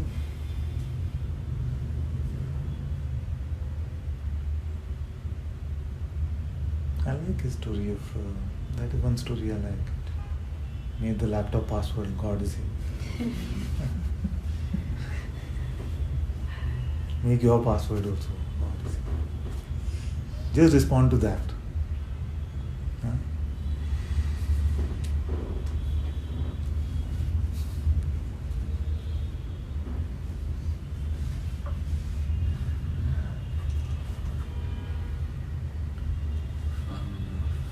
This other day you were talking about that white flower and that highest painting. So is it like that you used to now kind of thing, just stick to that? Yes. But and? Now again. Now. Okay, so what is the insight with that? It's now. Insight is... I don't know. So one thing I observed further, in that it said the one O is capital. I think that's we also noticed that. I said that was just typo. Oh, is it? Or no, I don't know. Oh, okay. I'm not offering many clues. That's a big clue. Then I'll have to come up with other things. So when you said that about that thorn last wood being thrown, even now you don't need. Of course. No word, nothing is needed.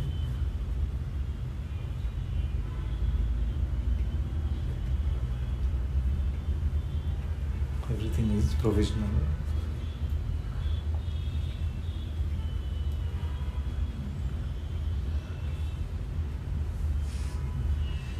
Just like milestones on the road, or like arrows on the road, that way, this way, this. Once you get to destination, what are you going to do with this? You don't leave it again. Huh? So that you don't leave it again. You don't leave it. So you just put them on the ground next to you, make a barrier so you don't leave. All the signs you collect. A new prison. Of all the, actually, this metaphor is working well. So all the pointers that we have, we can make a spiritual ego out of it and become a new prison. We can imprison ourselves in the words itself. See, that's why the last thorn also has to be thrown away.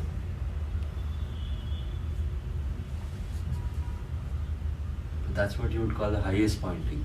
Would you? No. Which? Just staying with what is. My highest pointing always has been blah blah blee blue blue. Not helping. But getting it now? I didn't get that. It's a white flower.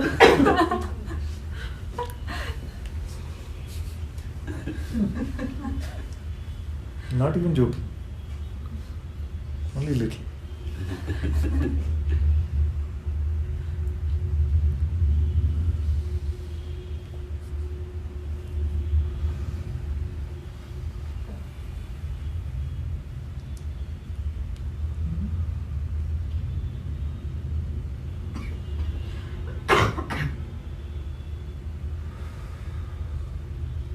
But you really mean that? Like you also say just don't leave the master's feet. That is also like after a point. I don't know. You're rushing, is it? Why that special one? Maybe that one you can hold on to then.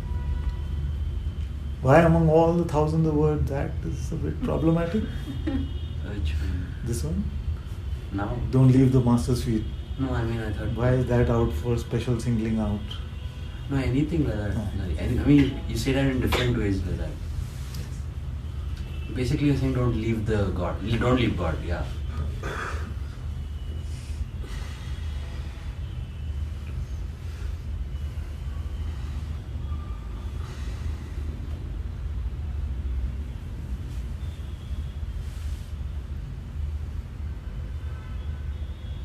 What a first world problem.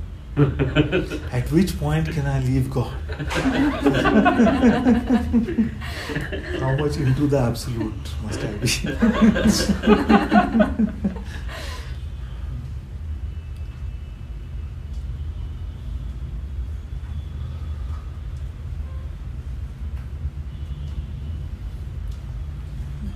One of my kids said the other day that they were speaking very seriously. They said, you know what the biggest problem is? The biggest problem ever is when somebody has given you some food, they've ordered some food for you, you ate it, it's the best food and you don't know where it's from. So for a minute I looked at them, I tried to be serious and go with that conversation, but then I just burst out laughing. I said, this is your biggest problem in life. That you don't know where the best food you just ate was ordered from.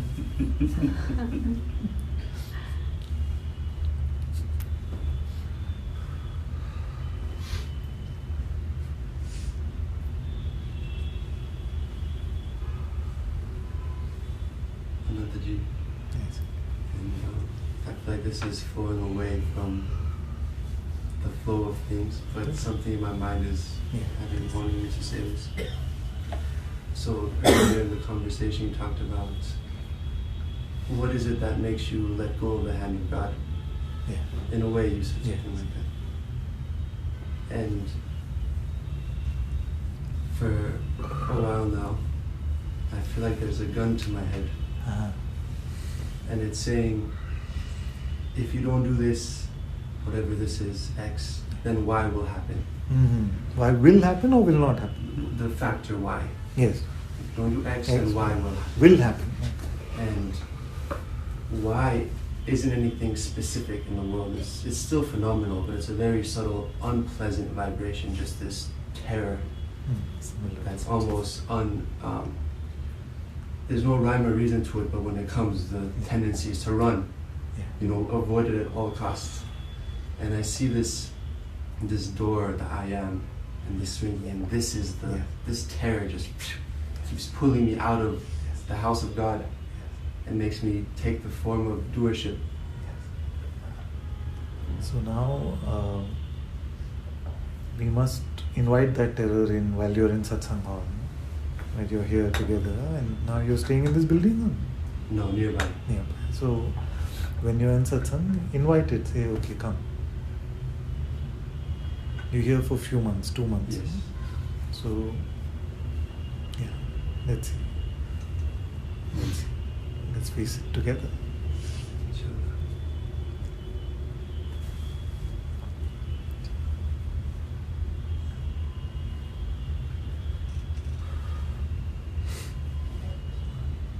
Amini Ramana, we don't know how long she comes and she goes. She's a Avduta. I'm not even going to ask her how long she's here. Just today. Huh? Just today. Just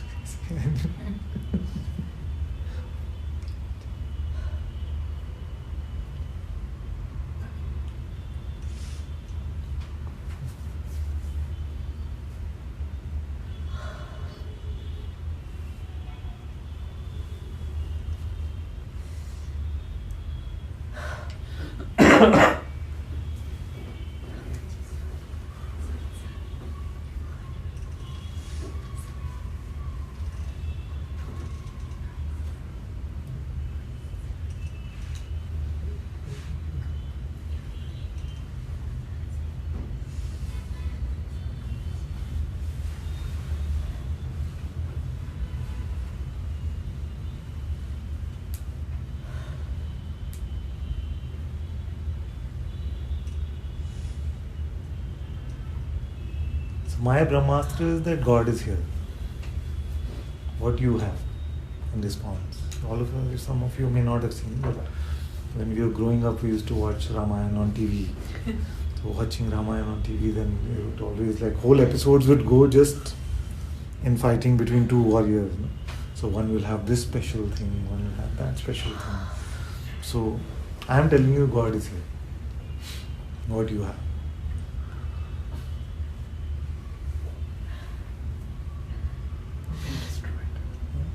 Be destroyed with the Brahmastra. Huh? Destroyed? Be Finish? destroyed. Easier than Destroyed. The manast. मनास्त मना कर दो उसको.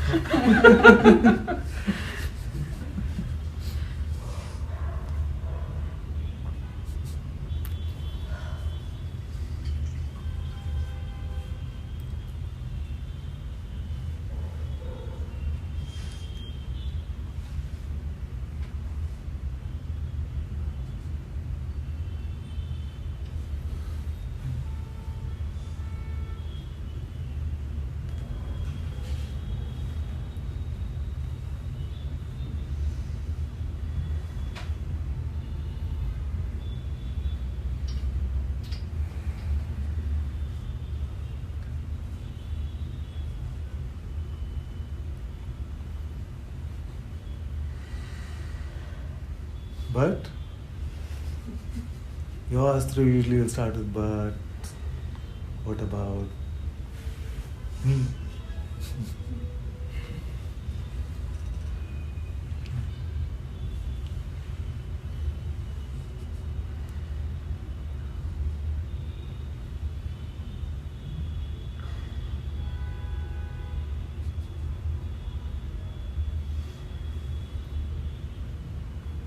Either you can prove to yourself that God is not here, and then you can argue with me saying, it's rubbish what you say.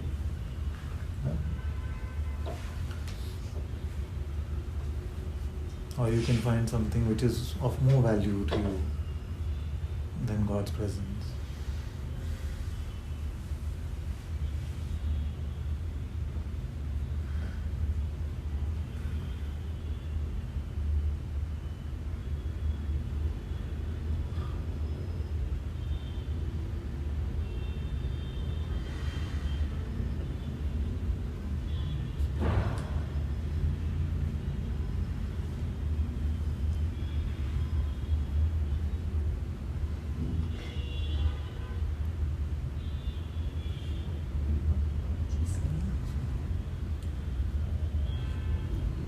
simple loop.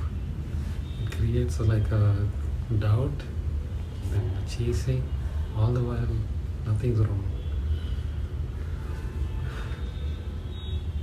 Yes. So even if you chase with your attention, nothing happens. If you chase the content of a thought with your attention,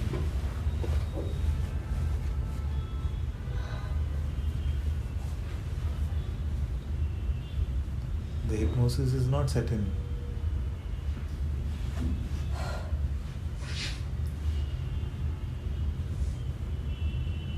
One astra against that. Yeah. God is here. I want to see the full extent of God, something like that. Yeah. Okay, so we haven't tackled that question. So we said hold on to God's presence with all your might. Yes? Now, like you said, and very rightly actually, that in this presence you find that there's a very subtle vibrational quality.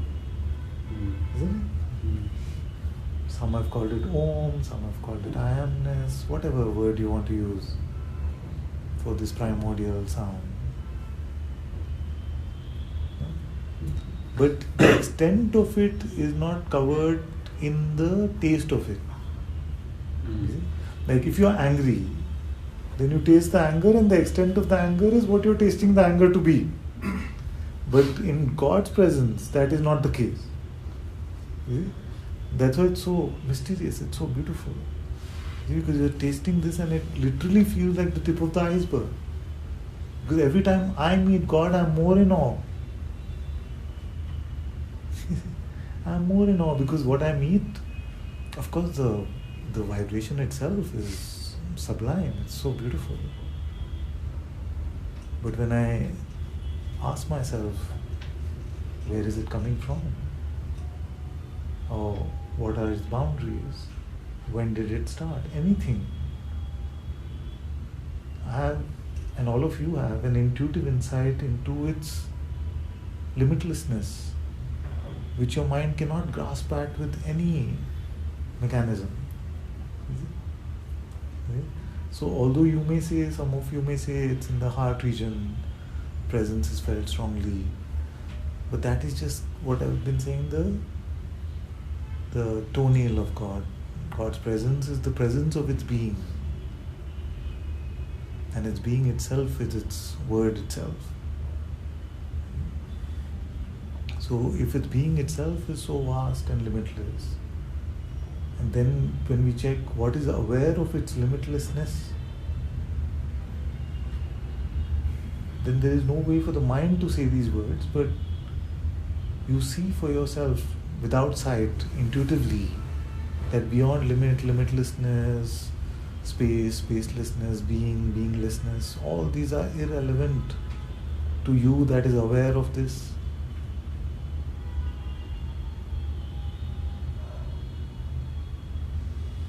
And you know intuitively that it is that itself which has blessed us with this vibration.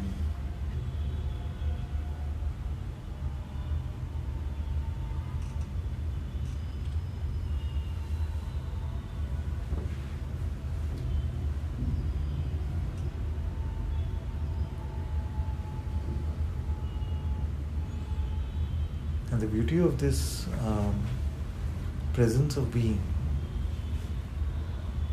is that its immediacy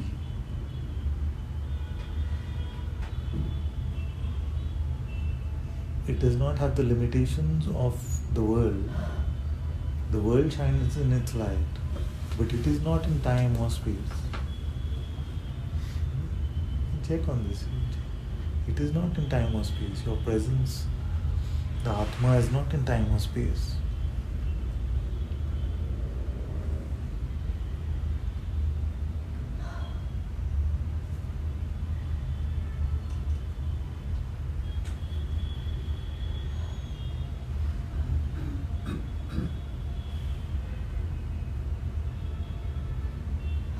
And these are such beautiful contemplations.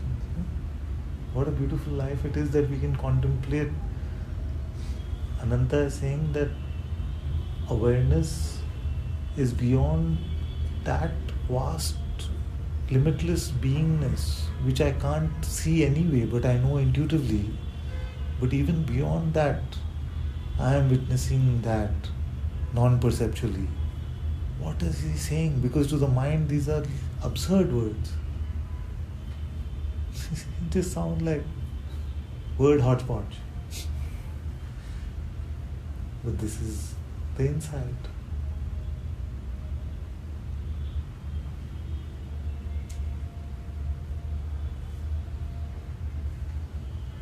This is what all the sages have told us since the beginning of humanity.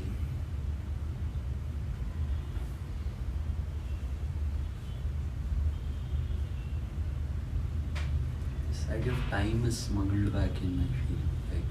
Huh? This idea of time is smuggled back in, I feel like. Is it smuggled back even in just the perception of the world? No, but in the sense that it has to ripen more, or you have to marinate in it more, or you have to... Time, more. yes. Yes. Like there's something that's not there now, that kind of So thing. now you found God. What would you want to spend time with? Then it doesn't seem like hard work. Yeah.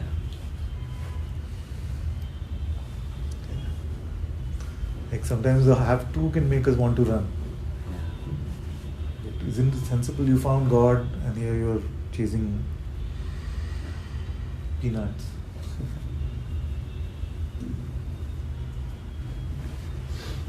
But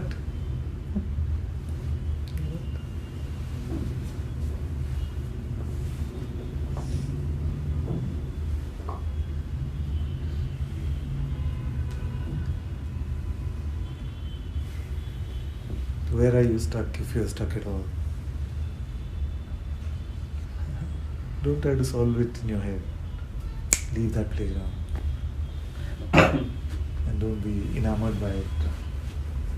What is it saying now? What is it doing now? What is God doing now?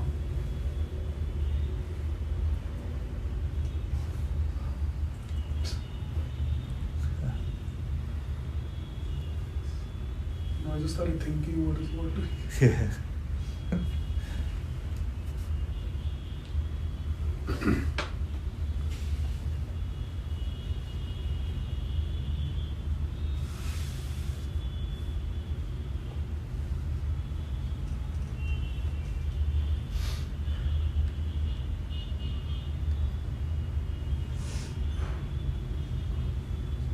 Not too much. Then I can't handle it. Can't handle it. Slowly. Who's trying to handle it? I do. I have to. You leave that one here. I'll handle that one. You go empty of that. So this is the project. If you haven't found God, find God. At all costs. Give up your life for that. If you found God, forget everything else. Forget everything else. God is here. That's it. It's a simple project.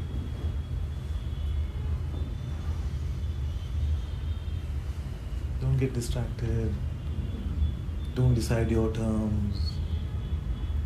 Don't say, okay, in this much time. You may not wake up tomorrow. The world may end tomorrow.